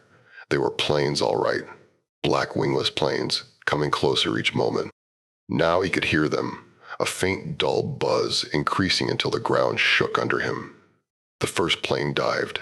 It dropped like a stone, swelling into a great black shape. Cole gasped, sinking down. The plane roared in an arc, swooping low over the ground. Suddenly, bundles tumbled out, white bundles falling and scattering like seeds. The bundles drifted rapidly to the ground. They landed. They were men in uniform. Now the second plane was diving. It roared overhead, releasing its load. More bundles tumbled out, filling the sky. The third plane dived, then the fourth. The air was thick with drifting bundles of white, a blanket of descending weed spores settling to earth. On the ground, the soldiers were forming into groups, their shouts carried to Cole, crouched in the shelter. Fear leaped through him. They were landing on all sides of him. He was cut off. The last two planes had dropped men behind him. He got to his feet, pushing out of the shelter. Some of the soldiers had found the fire, the ashes and coals. One dropped down, feeling the coals with his hand. He waved to the others.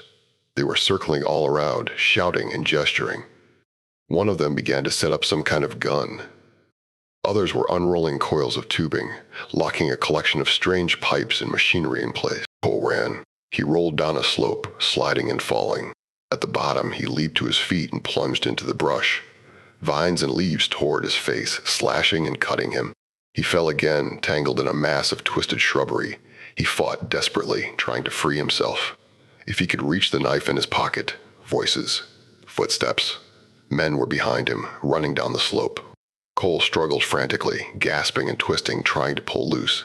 He strained, breaking the vines, clawing at them with his hands.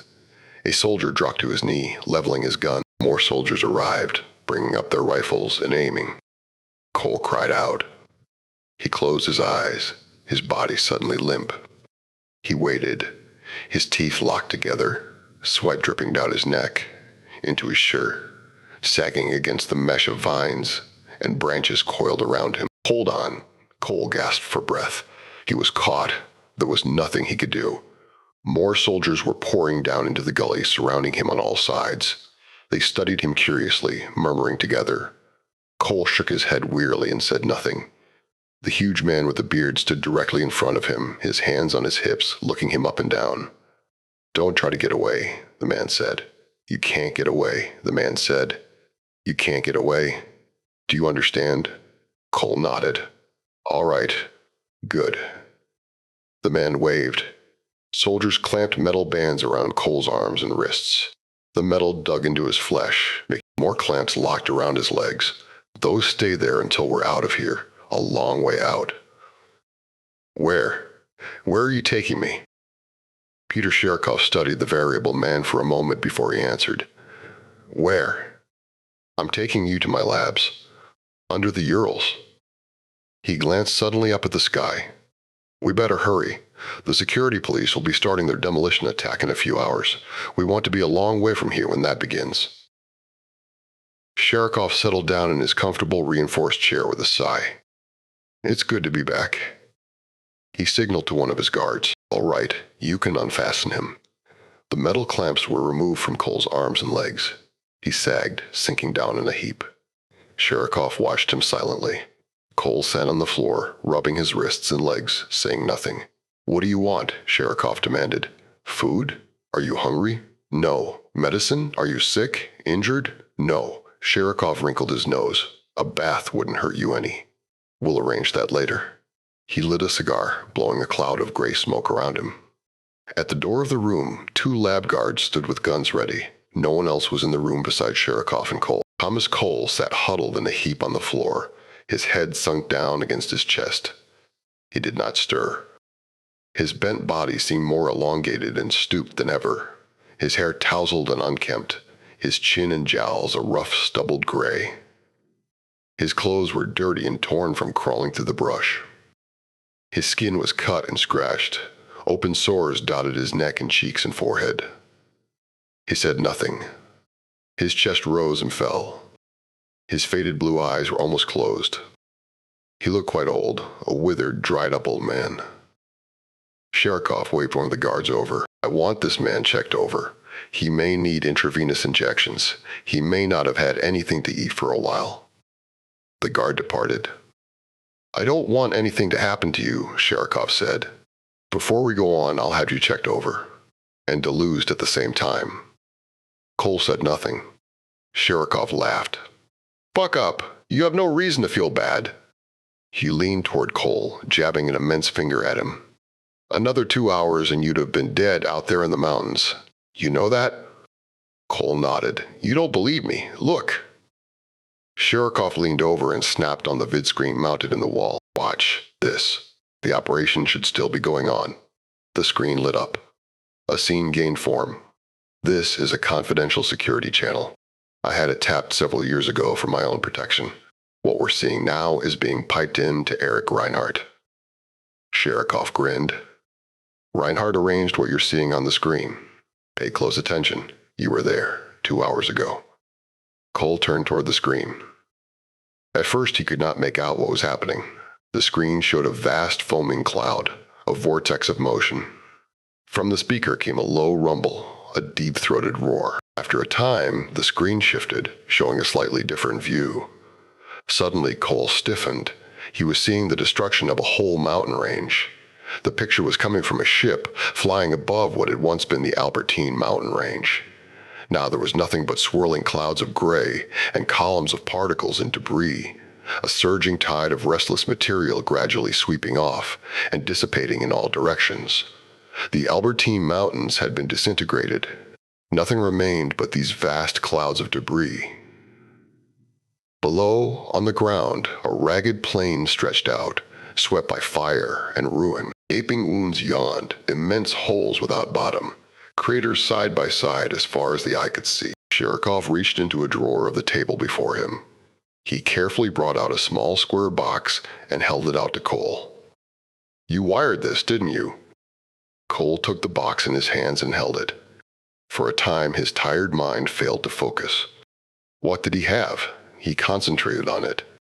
The box was the children's toy. The intersystem vid sender, they had called it. "Yes, I fixed this." He passed it back to Sherikov. "I repaired that. It was broken." Sherikov gazed down at him intently, his large eyes bright. He nodded, his black beard and cigar rising and falling. "Good. That's all I wanted to know." He got suddenly to his feet, pushing his chair back. "I see the doctor's here. He'll fix you up. Everything you need. Later on, I'll talk to you again."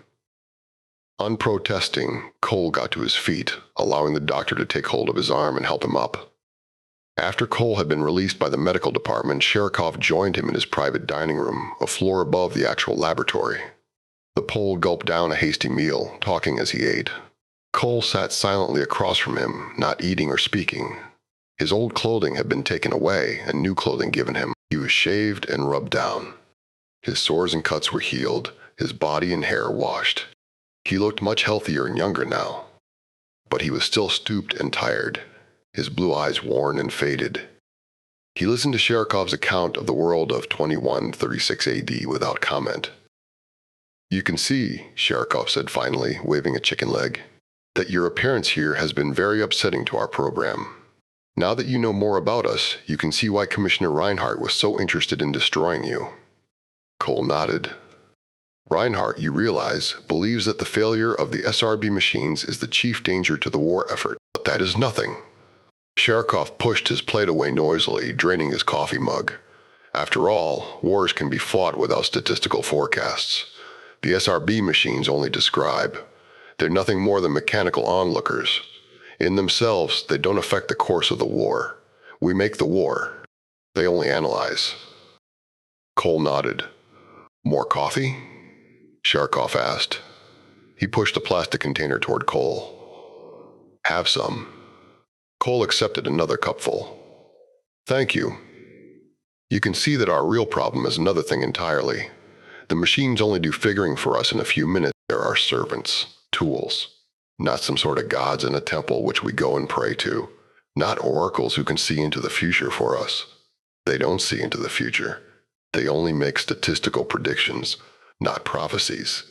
There's a big difference there, but Reinhardt doesn't understand it. Reinhardt and his kind have made such things as the SRB machines into gods, but I have no gods. At least not any I can see." Cole nodded, sipping his coffee. "I'm telling you all these things because you must understand what we're up against. Terra is hemmed in on all sides by the ancient Centauran Empire. It's been out there for centuries, thousands of years. No one knows how long. It's old, crumbling and rotting, corrupt and venal.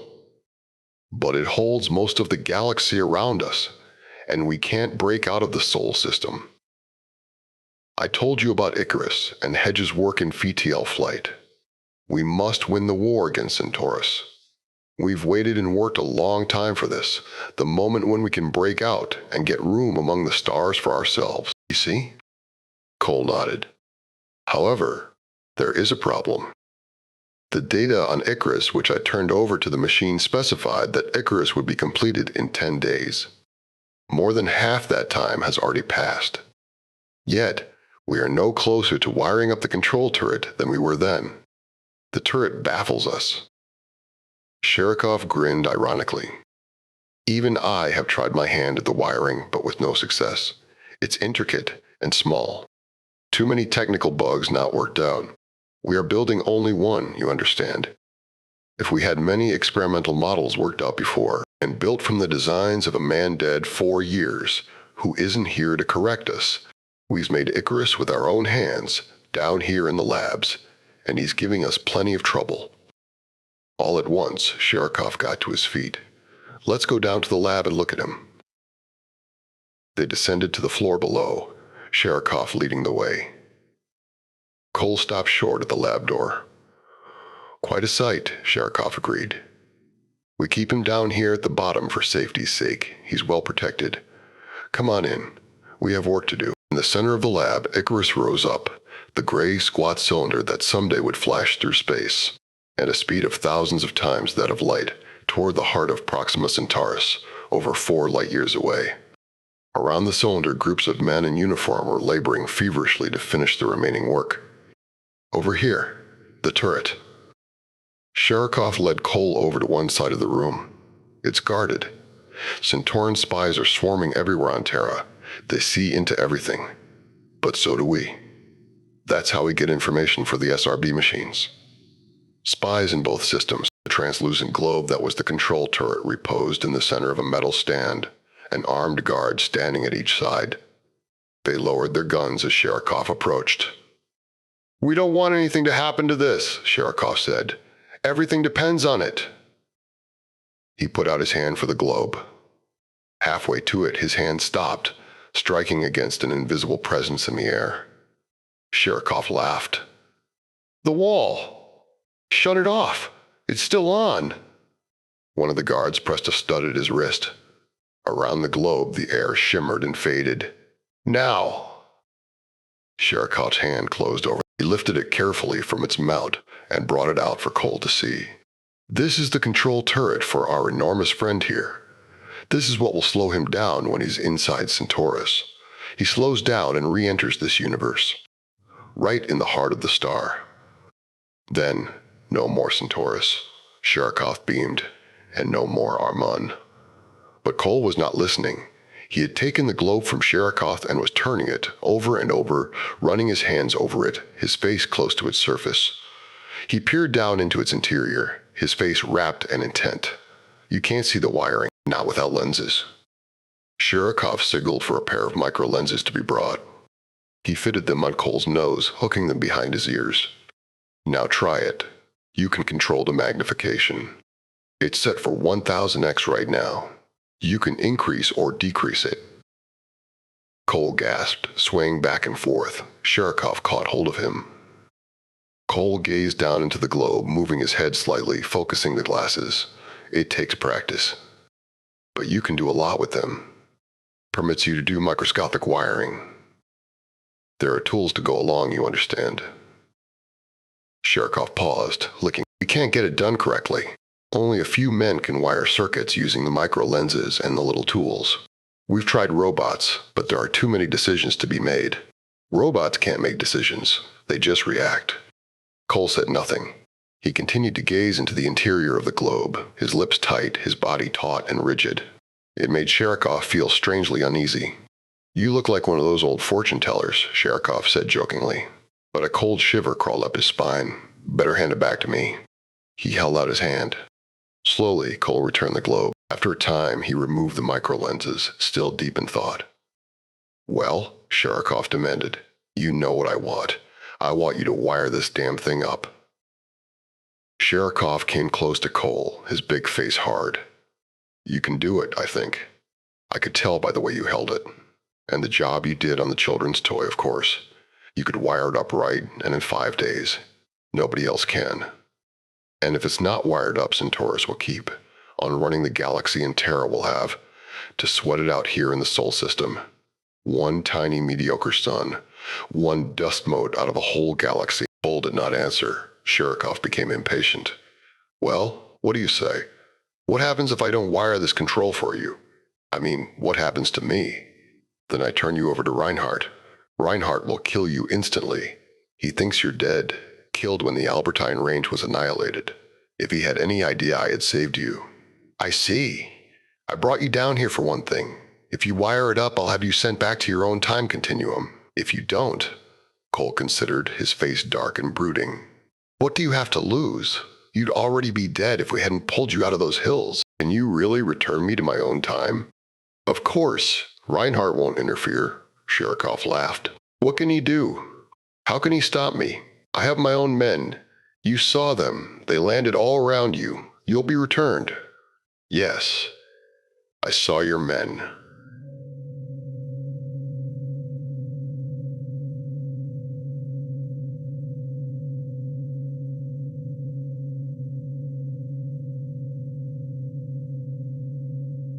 You came all the way here to show me this?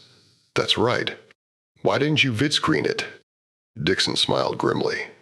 You'll understand when you decode it. It's from Proxima Centaurus. Centaurus. Our counterintelligence service. They sent it direct to me. Here, I'll decode it for you. Save you the trouble. Dixon came around behind Reinhardt's desk. He leaned over the commissioner's shoulder, taking hold of the plate and breaking the seal with his thumbnail. Hang on, Dixon said. This is going to hit you hard.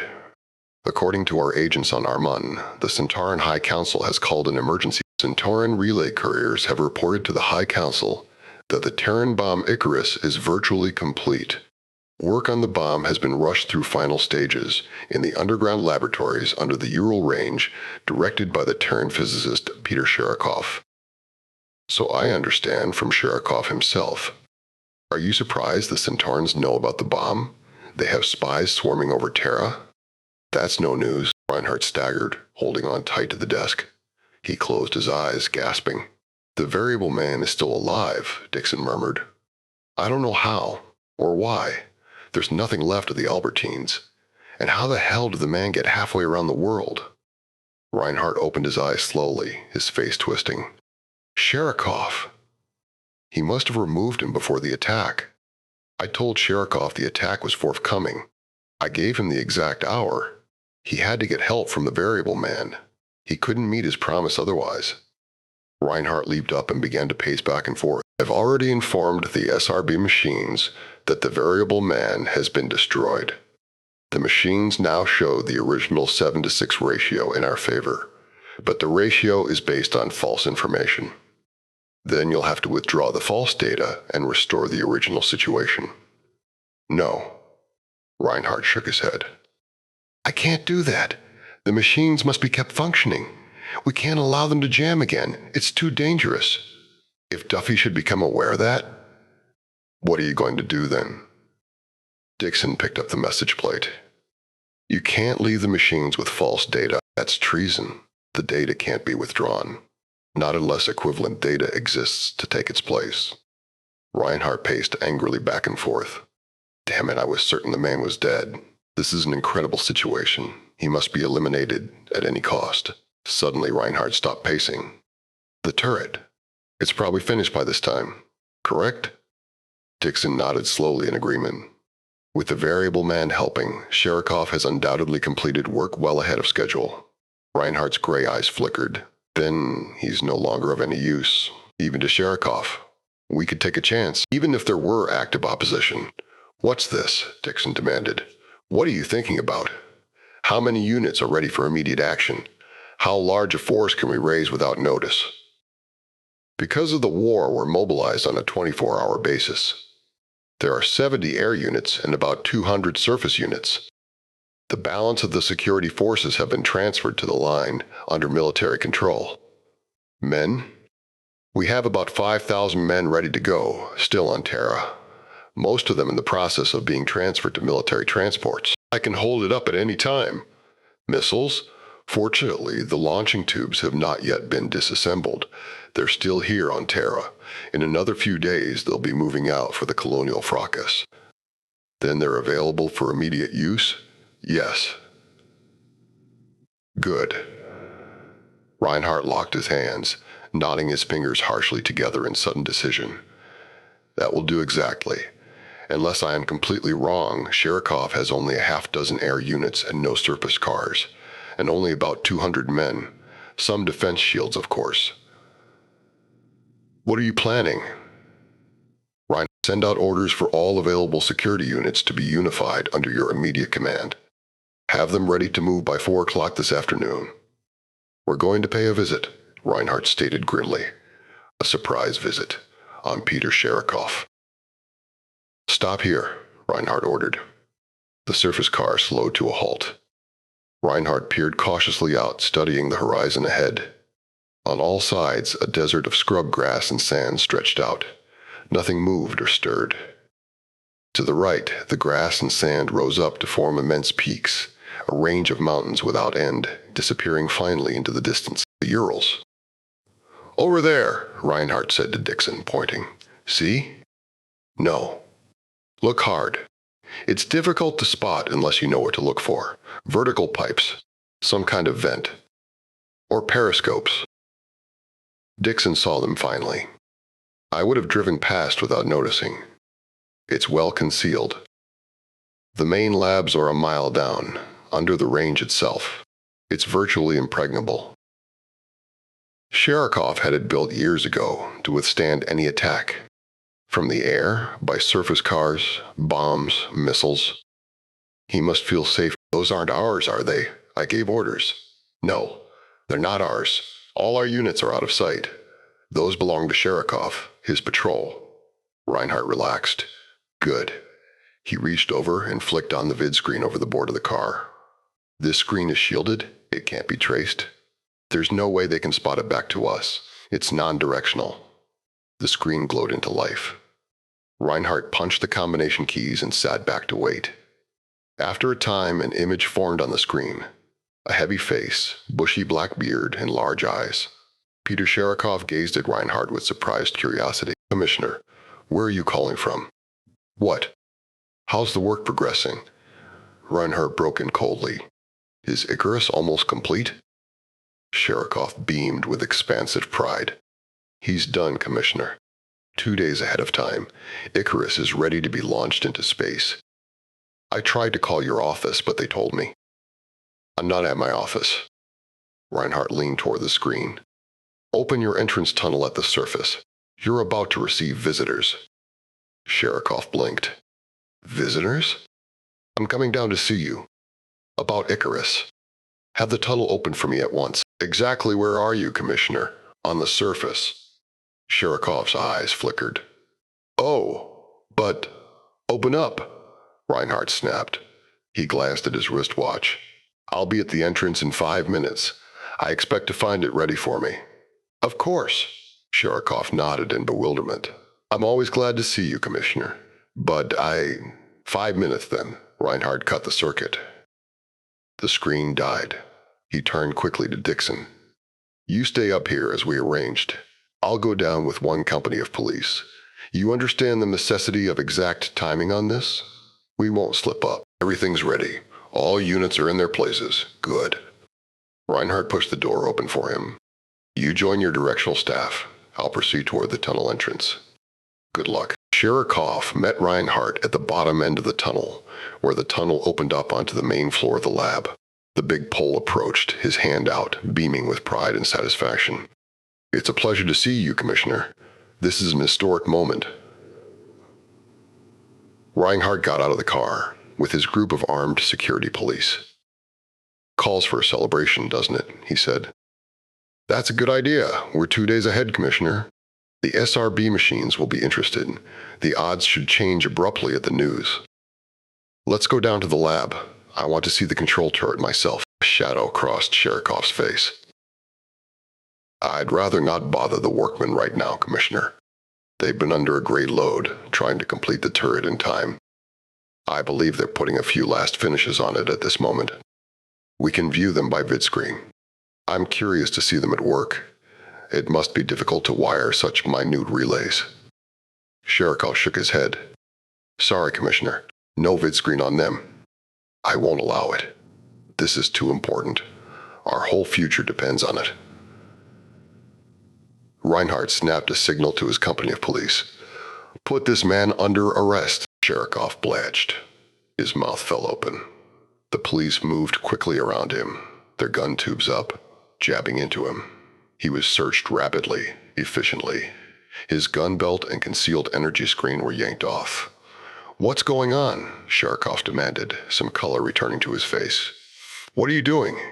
You're under arrest for the duration of the war. You're relieved of all authority. From now on, one of my men will operate designs.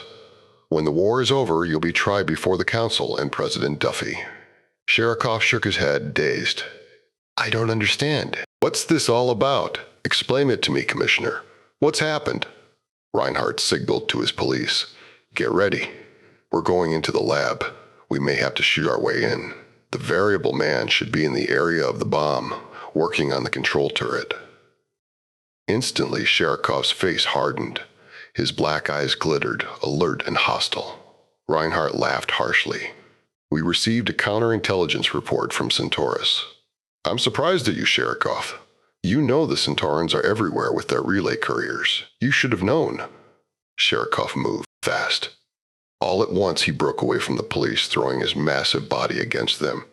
They fell, scattering. Sherikov ran directly at the wall. The police fired wildly. Reinhardt fumbled frantically for his gun tube, pulling it up. Sherikov reached the wall, running head down, energy beams flashing around him. He struck against the wall and vanished. Down! Reinhardt shouted. He dropped to his hands and knees. All around him his police dived for the floor. Reinhardt cruised wildly, dragging himself quickly toward the door.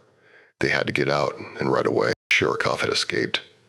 A false wall, an energy barrier set to respond to his pressure. He had dashed through it to safety. From all sides, an inferno burst, a flaming roar of death surging over them, around them, on every side. The room was alive with blazing masses of destruction, bouncing from wall to wall. They were caught between four banks of power, all of them open to full discharge. A trap, a death trap. Reinhardt reached the hall, gasping for breath. He leaped to his feet. A few security police followed him.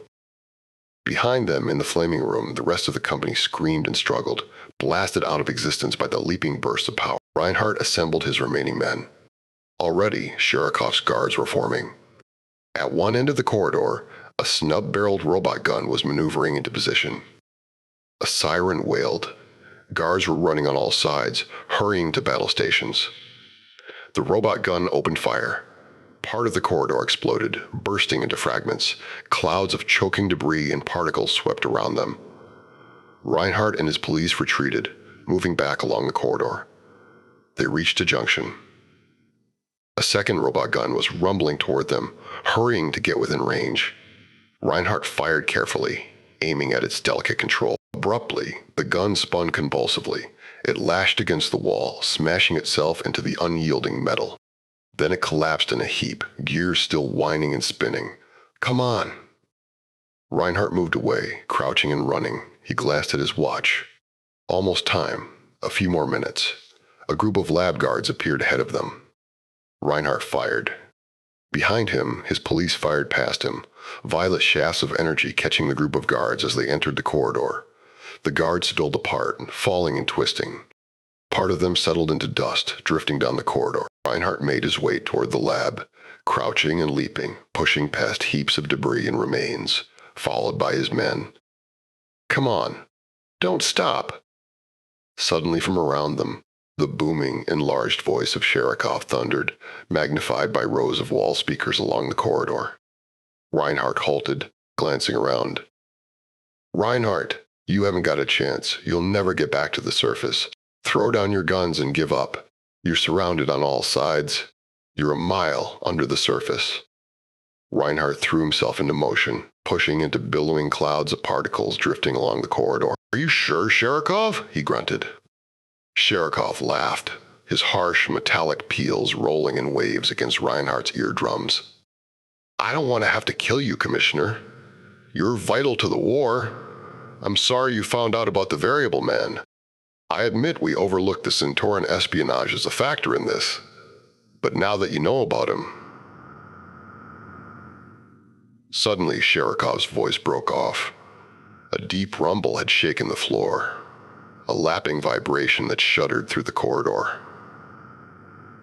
Reinhardt sagged with relief. He peered through the clouds of debris, right on time. Not a second late, the first of the hydrogen missiles, launched from the council buildings on the other side of the world, were beginning to arrive. The attack had begun. At exactly 6 o'clock, Joseph Dixon, standing on the surface 4 miles from the entrance tunnel, gave the sign to the waiting units. The first job was to break down Sherikov's defense screens.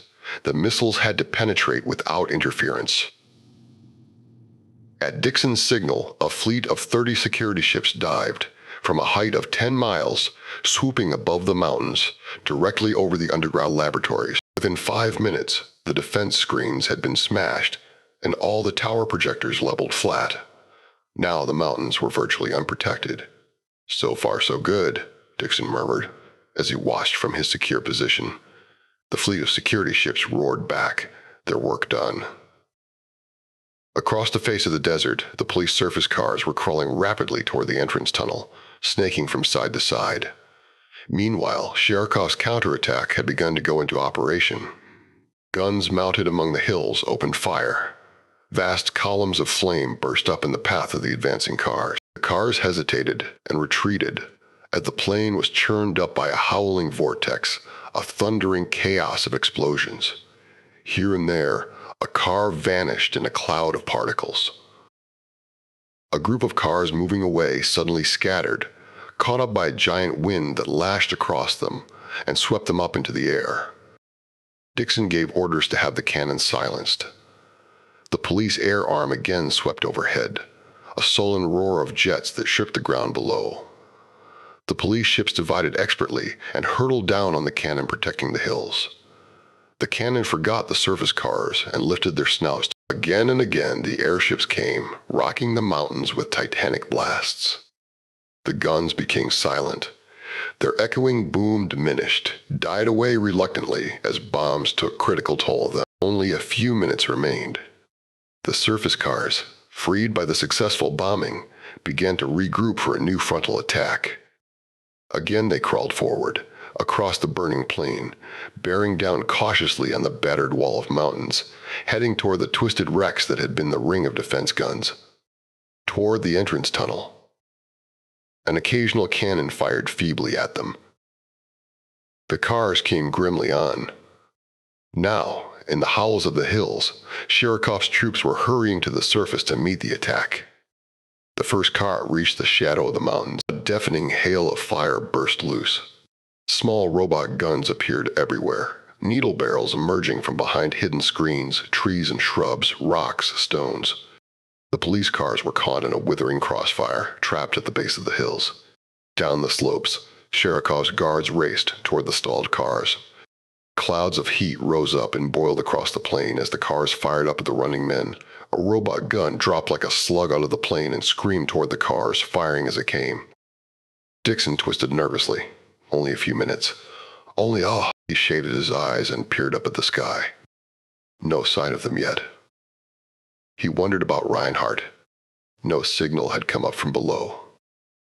Clearly, Reinhardt had run into trouble. No doubt there was desperate fighting going on. In the maze of underground tunnels, the intricate web of passages that honeycombed the earth below the mountains. In the air, Sherikov's few defense ships were taking on the police raiders. Outnumbered, the defense ships darted rapidly, wildly, putting up a futile fight. Sherikov's guards streamed out onto the plain. Crouching and running, the police airships screeched down at them, guns thundering. Dixon held his breath. When the missiles arrived, the first missile struck. A section of the mountain vanished, turned to smoke and foaming gases. The wave of heat slapped Dixon across the face, spinning him around. Quickly, he re-entered his ship and took off, shooting rapidly away from the scene. He glanced back. A second and third missile had arrived. Great gaping pits yawned among the mountains, vast sections missing like broken teeth. Now the missiles could penetrate to the underground laboratories below. On the ground, the surface cars halted beyond the danger area, waiting for the missile attack to finish. When the eighth missile had struck, the cars again moved forward. No more missiles fell. Dixon swung his ship around, heading back toward the scene. The laboratory was exposed. The top sections of it had been ripped open. The laboratory lay like a tin can, torn apart by mighty explosions, its first floors visible from the air. Men and cars were pouring down into it, fighting with the guards swarming to the surface. Dixon watched intently. Sherikov's men were bringing up heavy guns, big robot artillery, but the police ships were diving again. Sherikov's defensive patrols had been cleaned from the sky. The police ships whined down, arcing over the exposed laboratory. Small bombs fell, whistling down, pinpointing the artillery rising to the surface on the remaining lift stages. Abruptly, Dixon's vidscreen clicked. Dixon turned toward it. Reinhardt's features formed. "Call off the attack." His uniform was torn. A deep, bloody gash crossed his cheek. He grinned sourly at Dixon, pushing his tangled hair back out of his face. "Quite a fight." "Sherikov, we've agreed to a truce. It's all over. No more needed." Reinhardt gasped for breath, wiping grime and sweat from his neck. "Land your ship and come down here at once." "The variable man?" "That comes next," Reinhardt said grimly. He adjusted his gun tube. "I want you down here for that part. I want you to be in on the kill." Reinhardt turned away from the vidscreen. In the corner of the room, Sherikov stood silently, saying nothing. "Well?" Reinhardt barked. "Where is he? Where'll I find him?" Sherikov licked his lips nervously, glancing. "The attack has been called off. Your labs are safe. So is your life. Now it's your turn to come through." Reinhardt gripped his gun, moving toward Sherikov. "Where is he?" For a moment, Sherikov hesitated. Then slowly his huge body sagged, defeated. He shook his head wearily. "All right, I'll show you where he is." His voice was hardly audible, a dry whisper. "Down this way. Come on." Reinhardt followed Sherikov out of the room, into the corridor. Police and guards were working rapidly, clearing the debris and ruins away, putting out the hydrogen fires that... "No tricks, Sherikov, no tricks." Sherikov nodded resignedly. "Thomas Cole is by himself, in a wing lab off the main rooms." "Cole?" "The variable man. That's his name." The Pole turned his massive head a little. "He has a name." Reinhardt waved his gun. "Hurry up. I don't want anything to go wrong. This is the part I came for. You must remember something, Commissioner." "What is it?" Sherikov stopped walking. "Commissioner, nothing must happen to the globe. The control turret. Everything depends on it. The war, our whole. Let's go. If it should get damaged." "I'm not after the globe. I'm interested only in Thomas Cole." They came to the end of the corridor and stopped before a metal door. Sherikov nodded at the door. "In there." Reinhardt moved back. "Open the door. Open it yourself. I don't want to have anything to do with it." Reinhardt shrugged. He stepped up to the door. Holding his gun level, he raised his hand, passing it in front of the eye circuit. Nothing happened. Reinhardt frowned. He pushed the door with his hand. The door slid open. Reinhardt was looking into a... He glimpsed a workbench, tools, heaps of equipment, measuring devices, and in the center of the bench the transparent globe, the control turret. "Cole?" Reinhardt advanced quickly into the room. He glanced around him, suddenly alarmed. "Where?" The room was empty. Thomas Cole was gone. When the first missile struck, Cole stopped work and sat listening. Far off, a distant rumble rolled through the earth, shaking the floor under him. On the bench, tools and equipment danced up and down. A pair of pliers fell crashing to the floor. A box of screws tipped over, spilling its minute contents out. Cole listened for a time. Presently, he lifted the transparent globe from the bench. With carefully controlled hands, he held the globe up, running his fingers gently over the surface, his faded blue eyes thoughtful. Then, after a time, he placed the globe back on the bench in its mount. The globe was finished. A faint glow of pride moved through the variable man. The globe was the finest job he had ever done. The deep rumbling ceased. Cole became instantly alert. He jumped down from his stool, hurrying across the room to the door. For a moment, he stood by the door listening intently. He could hear noise on the other side, shouts, guards rushing past, dragging heavy equipment, working frantically. A rolling crash echoed down the corridor and lapped against his door. The concussion spun him around. Again, a tide of energy shook the walls and floor and sent him down on his knees. The lights flickered and winked out. Cole fumbled in the dark until he found a flashlight. Power failure. He could hear crackling flames. Abruptly, the lights came on again, an ugly yellow, then faded back out. Cole bent down and examined the door with his flashlight, a magnetic lock, dependent on an externally induced electric flux. He grabbed a screwdriver and pried at the door. For a moment, it held.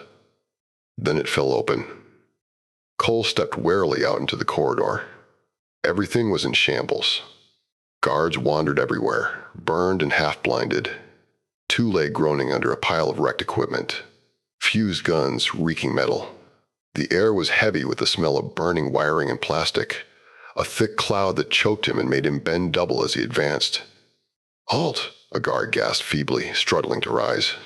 Cole pushed past him and down the corridor. Two small robot guns, still functioning, glided past him hurriedly toward the drumming chaos of battle. He followed. At a major intersection, the fight was in full swing. Sherikov's guards fought security police, crouched behind pillars and barricades, firing wildly, desperately. Again, the whole structure shuddered as a great booming blast ignited someplace above. Bombs? Shells? Cole threw himself down as a violet beam cut past his ear and disintegrated the wall behind him. A security policeman, wild-eyed, firing erratically. One of Sherikov's guards winged him and his gun skidded to the floor. A robot cannon turned toward him as he made his way past the intersection. He began to run. The cannon rolled along behind him, aiming itself uncertainly. Cole hunched over as he shambled rapidly along, gasping for breath. In the flickering yellow light, he saw a handful of security police advancing, firing expertly, intent on a line of defense Sherikov's guards had hastily set up. The robot cannon altered its course to take them on, and Cole escaped around a corner. He was in the main lab, the big chamber where Icarus himself rose, the vast, squat column of Icarus. A solid wall of guards surrounded him, grim-faced, hugging guns and protection shields. But the security police were leaving Icarus alone. Nobody wanted to damage him. Cole evaded a lone guard tracking him and reached the far side of the lab. It took him only a few seconds to find the force field generator. There was no switch. For a moment that puzzled him, and then he remembered. The guard had controlled it from his wrist. Too late to worry about that. With his screwdriver, he unfastened the plate over the generator and ripped out the wiring in handfuls. The generator came loose, and he dragged it away from the wall. The screen was off, thank God. He managed to carry the generator into a side corridor. Crouched in a heap, Cole bent over the generator, deft fingers flying. He pulled the wiring to him and laid it out on the floor, tracing the circuits with feverish haste. The adaptation was easier than he had expected. The screen flowed at right angles to the wiring for a distance of 6 feet. Each lead was shielded on one side. The field radiated outward, leaving a hollow cone in the center. He ran the wiring through his belt, down his trouser legs, under his shirt, all the way to his wrists and ankles. He was just snatching up the heavy generator when 2 security police appeared. They raised their blasters and fired point blank. Cole clicked on the screen. A vibration leaped through him that snapped his jaw and danced up his body. He staggered away, half stupefied by the surging force that radiated out from him. The violet rays struck the field and deflected harmlessly. He was safe. He hurried on down the corridor, past a ruined gun and sprawled bodies still clutching blasters. Great drifting clouds of radioactive particles billowed around him. He edged by one cloud nervously. Guards lay everywhere, dying and dead, partly destroyed, eaten, and corroded by the hot metallic salts in the air. He had to get out and fast. At the end of the corridor, a whole section of the fortress was in ruins. Towering flames leaped on all sides. One of the missiles had penetrated below ground level. Cole found a lift that still functioned. A load of wounded guards was being raised to the surface. None of them paid any attention to him. Flames surged around the lift, licking at the wounded. Workmen were desperately trying to get the lift into action. Cole leaped onto the lift. A moment later, it began to rise, leaving the shouts and the flames behind. The lift emerged on the surface, and Cole jumped off.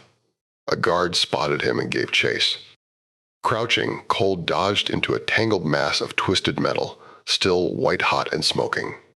He ran for a distance, leaping from the side of a ruined defense screen tower onto the fused ground and down the side of a hill. The ground was hot underfoot. He hurried as fast as he could, gasping for breath. He came to a long slope and scrambled up the side. The guard who had followed was gone, lost behind in the rolling clouds of ash that Cole reached the top of the hill. For a brief moment, he halted to get his breath and figure where he was. It was almost evening. The sun was beginning to set. In the darkening sky, a few dots still twisted and rolled, black specks that abruptly burst into flame and fused out again. Cole stood up cautiously, peering around him. Ruins stretched out below, on all sides, the furnace from which he had escaped. A chaos of incandescent metal and debris, gutted and wrecked beyond repair. Miles of tangled rubbish and half-vaporized equipment. He considered. Everyone was busy putting out the fires and pulling the wounded to safety. It would be a while before he was missed. But as soon as they realized he was gone, they'd be after him. Most of the laboratory had been destroyed. Nothing lay back that way. Beyond the ruins lay the great Ural peaks, the endless mountains stretching out as far as the eye could see. Mountains and green forests, a wilderness. They'd never find him there. Cole started along the side of the hill, walking slowly and carefully, his screen generator under his arm. Probably in the confusion he could find enough food and equipment to last him indefinitely. He could wait until early morning, then circle back toward the ruins and load up. With a few tools and his own innate skill, he would get along fine. A screwdriver, hammer, nails, odds and ends. A great hum sounded in his ears. It swelled to a deafening roar. Startled, Cole whirled around. A vast shape filled the sky behind him, growing each moment. Cole stood frozen, utterly transfixed. The shape thundered over him, above his head as he stood stupidly, rooted to the spot. Then, awkwardly, uncertainly, he began to run. He stumbled and fell and rolled a short distance down the side of the hill. Desperately, he struggled to hold onto the ground. His hands dug wildly, futilely into the soft soil, trying to keep the generator under his arm at the same time. A flash, and a blinding spark of light around him. The spark picked him up and tossed him like a dry leaf. He grunted in agony as searing fire crackled about him, a blazing inferno that gnawed and ate hungrily through his screen. He spun dizzily and fell through the cloud of fire, down into a pit of darkness, a vast gulf between two hills. His wiring ripped off. The generator tore out of his grip and was lost behind. Abruptly, his force field ceased. Cole lay in the darkness at the bottom of the hill. His whole body shrieked in agony as the unholy fire played over him. He was a blazing cinder, a half-consumed ash flaming in a universe of darkness. The pain made him twist and crawl like an insect, trying to burrow into the ground. He screamed and shrieked and struggled to escape, to get away from the hideous fire, to reach the curtain of darkness beyond, where it was cool and silent, where the flames couldn't crackle and eat at him. He reached imploringly out into the darkness, groping feebly toward it, trying to pull himself into it. Gradually, the glowing orb that was his own body faded. The impenetrable chaos of night descended. He allowed the tide to sweep over him, to extinguish the searing fire. Dixon landed his ship expertly, bringing it to a halt in front of an overturned defense tower. He leaped out and hurried across the smoking ground. From a lift, Reinhardt appeared, surrounded by his security police. "He got away from us. He escaped." "He didn't escape," Dixon answered. "I got him myself." Reinhardt quivered violently. What do you mean? Come along with me. Over in this direction. He and Reinhardt climbed the side of a demolished hill, both of them panting for breath. I was landing. I saw a figure emerge from a lift and run toward the mountains like some sort of animal. When he came out in the open, I dived on him and released a phosphorus bomb. Then he's dead? I don't see how anyone could have lived through a phosphorus bomb. They reached the top of the hill. Dixon halted, then pointed excitedly down into the pit beyond the hill. There! They descended cautiously. The ground was singed and burned clean. Clouds of smoke hung heavily in the air. Occasional fires still flickered here and there. Reinhardt coughed and bent over to see. Dixon flashed on a pocket flare and set it beside the body. The body was charred, half destroyed by the burning phosphorus. It lay motionless, one arm over its face, mouth open, legs sprawled grotesquely. Like some abandoned rag doll, tossed in an incinerator and consumed almost beyond recognition. He's alive, Dixon muttered. He felt around curiously. Must have had some kind of protection screen. Amazing that a man could. It's him? It's really him? Fits the description. Dixon tore away a handful of burned clothing. He had reached the surface and was trying to get into the mountains. Sherikov turned wearily away. He was an amazing person. During the attack, he managed to force the lock on his door and escape. The guards fired at him, but nothing happened. He had rigged up some kind of force field around him. Something he adapted. Everything previous has been merely fragmentary. As near complete as I could make it, it includes photographs and diagrams of the interior of the globe, the turret wiring he did for me. I haven't had a chance even to look at them. Sherikov fingered the envelope. What are you going to do with Cole? Have him loaded up, taken back to the city, and officially put to sleep by the euthanasia ministry. Legal murder? Sherikov's lips twisted. Why don't you simply do it right here and get it over with? Reinhardt grabbed the envelope and stuck it in his pocket. I'll turn this right over to the machines. He motioned to Dixon. Let's go. Now we can notify the fleet to prepare for the attack on Centaurus. He turned briefly back to Sherikov. When can Icarus be launched? In an hour or so, I suppose. They're locking the control turret in place. Assuming it functions correctly, that's all that's needed. Good. I'll notify Duffy to send out the signal to the war fleet. Reinhardt nodded to the police to take Sherikov to the waiting security ship. Sherikov moved off dully, his face gray and haggard. Cole's inert body was picked up and tossed onto a freight cart. The cart rumbled into the hold of the security ship, and the lock slid shut after it.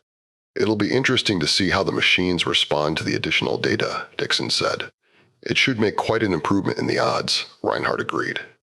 He patted the envelope, bulging in his inside pocket. We're 2 days ahead of time. Margaret Duff got up slowly from her desk. She pushed her chair automatically back. Let me get all this straight. You mean the bomb is finished? Ready to go? Reinhardt nodded impatiently. That's what I said. The technicians are checking the turret locks to make sure it's properly attached. The launching will take place in half an hour. 30 minutes. Then the attack can begin at once. I assume the fleet is ready for action. Of course. It's been ready for several days. But I can't believe the bomb is ready so soon. Margaret Duffa moved numbly toward the door of her office. This is a great day, Commissioner. An old era lies behind us. This time tomorrow, Centaurus will be gone, and eventually the colonies will be ours. It's been a long climb, Reinhardt murmured. One thing, your charge against Sherikov. It seems incredible that a person of his caliber— We'll discuss that later, Reinhardt interrupted coldly. He pulled the manila envelope from his coat. I haven't had an opportunity to feed the additional data to the SRB machines. If you'll excuse me, I'll do that now. For a moment, Margaret Duff stood at the door. The two of them faced each other silently, neither speaking, a faint smile on Reinhardt's thin lips, hostility in the woman's blue eyes. Reinhardt, sometimes I think perhaps you'll go too far. And sometimes I think you've already gone too far. I'll inform you of any change in the odds showing. Reinhardt strode past her, out of the office and down the hall. He headed toward the SRB room. an intense thalamic excitement rising up inside him. A few moments later, he entered the SRB room. He made his way to the machines. The odds 7-6 showed in the view windows. Reinhardt smiled a little. 7-6. False odds based on incorrect information. Now they could be removed. Kaplan hurried over. Reinhardt handed him the envelope and moved over to the window, gazing down at the scene below. Men and cars scurried frantically everywhere. Officials coming and going. The war was on. The signal had been sent out to the war fleet that had waited so long near Proxima Centaurus. A feeling of triumph raced through Reinhardt. He had won. He had destroyed the man from the past and broken Peter Sherikov. The war had begun as planned. Terra was breaking out. Reinhardt smiled thinly. He had been completely successful. Commissioner. Reinhardt turned slowly. All right. Kaplan was standing in front of the machines, gazing down at the reading. Commissioner. Sudden alarm plucked at Reinhardt. There was something in Kaplan's voice. He hurried quickly over. What is it? Kaplan looked up at him, his face white, his eyes wide with terror. His mouth opened and closed, but no sound came. What is it? Reinhardt demanded, chilled. He bent toward the machines, studying the reading. And sickened with horror, Reinhardt turned his head slowly toward the window, his heart frozen with fear. Across the evening sky, a trail moved, rising each moment. A thin line of white. Something climbed, gaining speed each moment. On the ground, all eyes were turned toward it, odd faces peering up.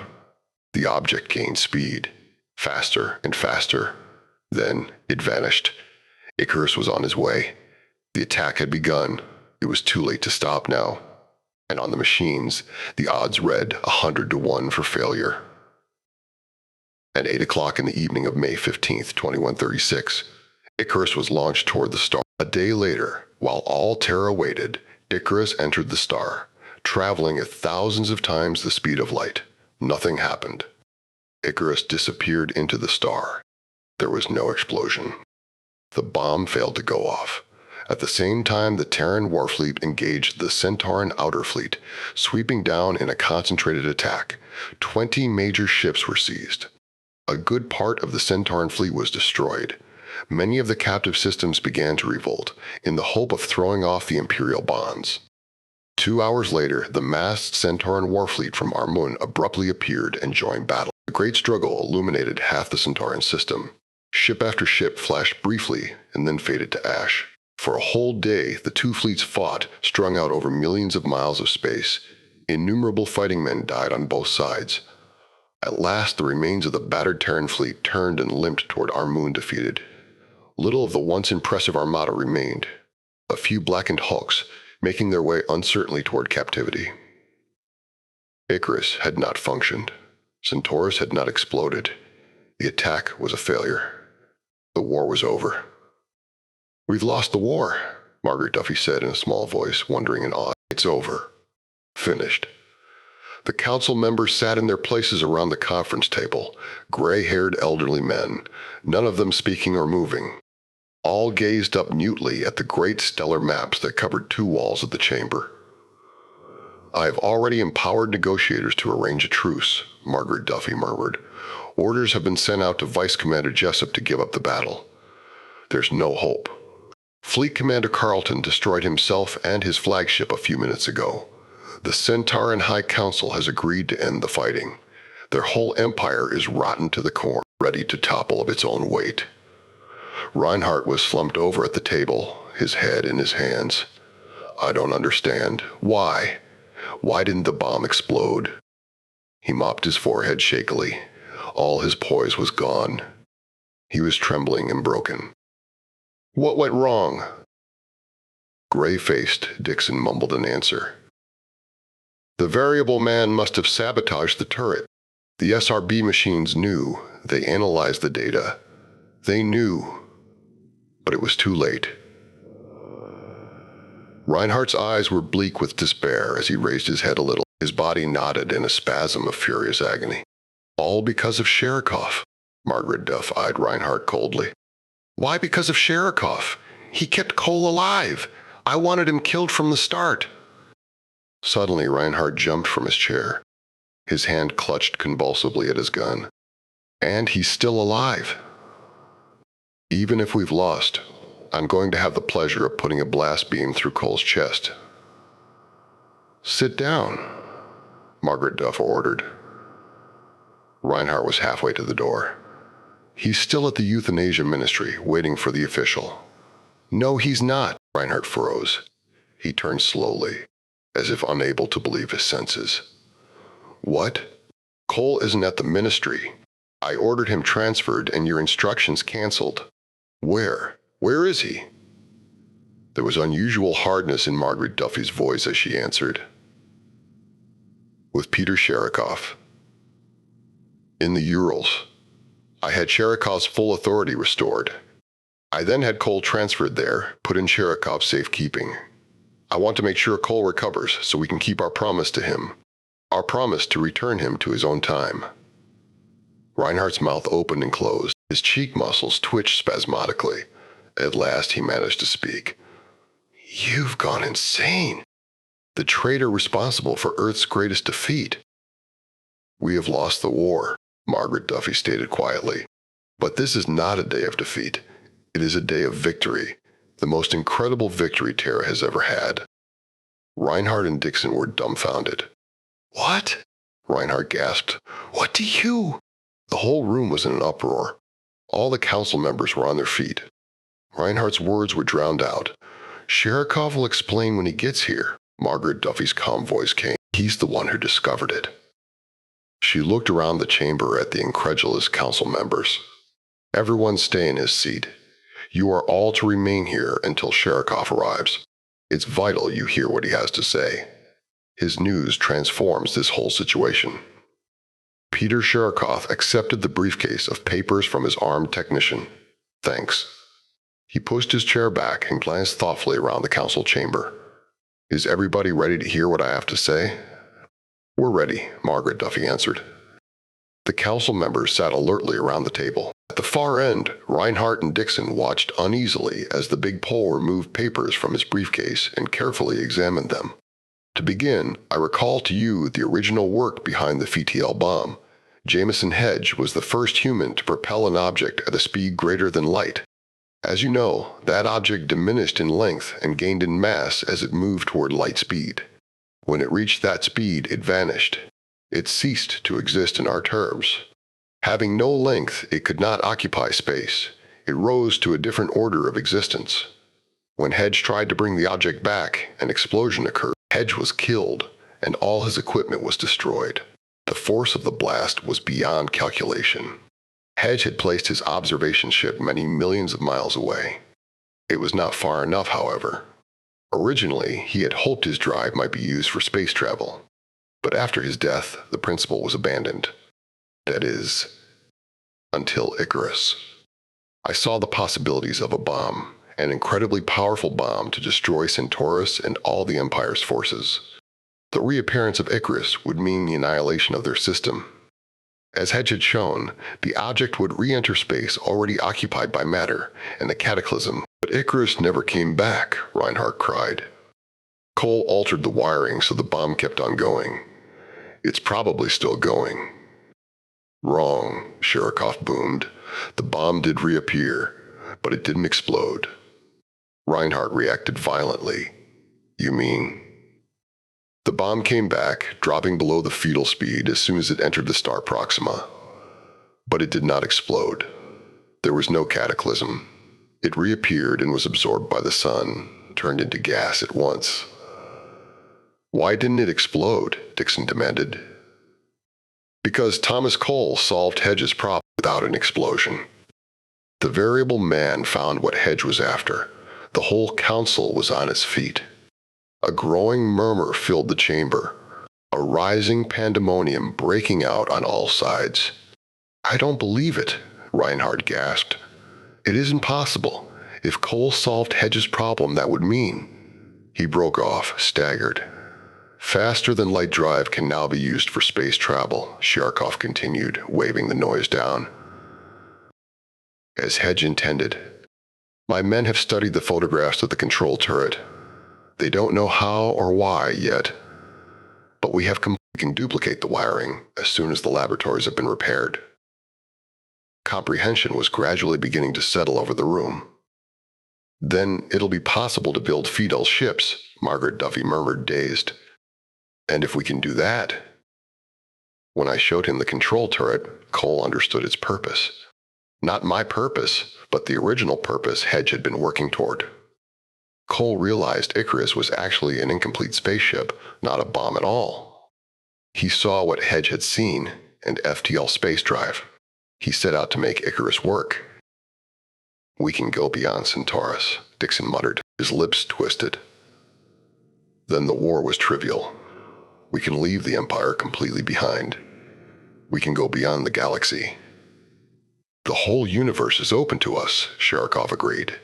Instead of taking over an antiquated empire, we have the entire cosmos to map and explore. God's total creation. Margaret Duffy got to her feet and moved slowly toward the great stellar maps that towered above them at the far end of the chamber. She stood for a long time, gazing up at the myriad suns, the legions of systems, awed by what she saw. Do you suppose he realized all this? She asked suddenly. What we can see here on these maps. Thomas Cole is a strange person, Sherikov said, half to himself. Apparently, he has a kind of intuition about machines, the way things are supposed to work. An intuition more in his hands than in his head. A kind of genius, such as a painter or a pianist has. Not a scientist. He has no verbal knowledge about things, no semantic references. He deals with the things themselves, directly. I doubt very much if Thomas Cole understood what would come about. He looked into the globe, the control turret. He saw unfinished wiring and relays. He saw a job half done, an incomplete machine. Something to be fixed, Margaret Duffy put in. Something to be fixed. Like an artist, he saw his work ahead of him. He was interested in only one thing, turning out the best job he could with the skill he possessed. For us, that skill has opened up a whole universe, endless galaxies and systems to explore. Worlds without end. Unlimited, untouched worlds. Reinhardt got unsteadily to his feet. We better get to work. Start organizing construction teams, exploration crews. We'll have to reconvert from war production to ship design. Begin the manufacture of mining and scientific instruments for survey work. Reinhardt's features were distorted with insane fear. Get back. Don't anybody come near me or she'll be the first to get it. Peter Sherikov slid from the table and with one great stride swept his immense bulk in front of Reinhardt. His huge, black-furred fist rose in a smashing arc. Reinhardt sailed against the wall, struck with ringing force, and then slid slowly to the floor. The government troops threw their grapples quickly around him and jerked him to his feet. His body was frozen rigid. Blood dripped from his mouth. He spat bits of tooth, his eyes glazed over. Dixon stood dazed, mouth open, uncomprehending, as the grapples closed around his arms and legs. Reinhardt's gun skidded to the floor as he was yanked toward the door. One of the elderly council members picked the gun up and examined it curiously. He laid it carefully on the table. Fully loaded, he murmured, ready to fire. Reinhardt's battered face was dark with hate. I should have killed all of you. All of you. All of you. An ugly sneer twisted across his shredded lips. If I could get my hands loose. You won't, Margaret Duff said. You might as well not even bother to think about it. She signaled to the troops, and they pulled Reinhardt and Dixon roughly out of the room, two dazed figures, snarling and resentful. For a moment the room was silent. Then the council members shuffled nervously in their seats, beginning to breathe again. Sherikov came over and put his big paw on Margaret Duffy's shoulder. Are you all right, Margaret? She smiled faintly. I'm fine. Thanks. Sherikov touched her soft hair briefly. Then he broke away and began to pack up his briefcase busily. I have to go. I'll get in touch with you later. Where are you going? She asked hesitantly. Can't you stay and... I have to get back to the Urals. Sherikov grinned at her over his bushy black beard as he headed out of the room. Some very important business to attend to. Thomas Cole was sitting up in bed when Sherikov came to the door. Most of his awkward, hunched-over body was sealed in a thin envelope of transparent airproof plastic. Two robot attendants whirred ceaselessly at his side, their leads contacting his pulse, blood pressure, respiration, body temperature. Cole turned a little as the huge Pole tossed down his briefcase and seated himself on the window ledge. "How are you feeling?" Sherikov asked him. "Better. You see, we've quite advanced therapy. Your burn should be healed in a few months." "How is the war coming?" "The war is over." Cole's lips moved. Icarus. Icarus went as expected. As you expected. Sherikov leaned toward the bed. "Cole, I promised you something. I mean to keep my promise as soon as you're well enough. To return me to my own time?" "That's right. It's a relatively simple matter now that Reinhardt has been removed from power. You'll be back home again, back in your... We can supply you with some discs of platinum or something of the kind to finance your business. You'll need a new fix-it truck, tools, and clothes. A few $1,000s ought to do it." Cole was silent. "I've already contacted Histo Research," Sherikov continued. "The time bubble is ready as soon as you are. We're somewhat beholden to you, as you probably realize. You've made it possible for us to actualize our greatest dream. The whole planet is seething with excitement. We're changing our economy over from war to... At first, but they got over it. As soon as they understood what was ahead. Too bad you won't be here to see it, Cole. A whole world breaking loose, bursting out into the universe. They want me to have an ETL ship ready by the end of the week. Thousands of applications are already on file, men and women wanting to get in on the initial flight." Cole smiled a little. "There won't be any band there. No parade or welcoming committee waiting for them. Maybe not. Maybe the first ship will wind up on some dead world, nothing but sand and dried salt. But everybody wants to go. It's almost like a holiday. People running around and shouting and throwing things in the streets. Afraid I must get back to the labs. Lots of reconstruction work being started." Sherikov dug into his bulging briefcase. "By the way, one little thing. While you're recovering here, you might like to look at these." He tossed a handful of schematics on the bed. Cole picked them up slowly. "What's this?" "Just a little thing I designed." Sherikov arose and lumbered toward the door. "We're realigning our political structure to eliminate any recurrence of the Reinhardt affair. This will block any more one-man power grabs." He jabbed a thick finger at the schematics. "It'll turn power over to all of us, not to just a limited number one person could dominate, the way Reinhardt dominated the council. This gimmick makes it possible for citizens to raise and decide issues directly. They won't have to wait for the council to verbalize a measure. Any citizen can transmit his will with one of these, make his needs register on a central control that automatically responds. When a large enough segment of the population wants a certain thing done, these little gadgets set up an active field that touches all the others. An issue won't have to go through a formal council. The citizens can express their will long before any bunch of gray-haired old men could get around to it." Sherikov broke off, frowning. "Of course," he continued slowly. "There's one little detail." "What's that?" "I haven't been able to get a model to function. A few bugs. Such intricate work never was in my line." He paused at the door. "Well, I hope I'll see you again before you go. Maybe if you feel well enough later on we could get together for one last talk. Maybe have dinner together sometime." But Thomas Cole wasn't listening. He was bent over the schematics, an intense frown on his weathered face. His long fingers moved restlessly over the schematics, tracing wiring and terminals. His lips moved as he calculated. Sherikov waited a moment. Then he stepped out into the hall and softly closed the door after him. He whistled merrily as he strode off down the corridor. The end.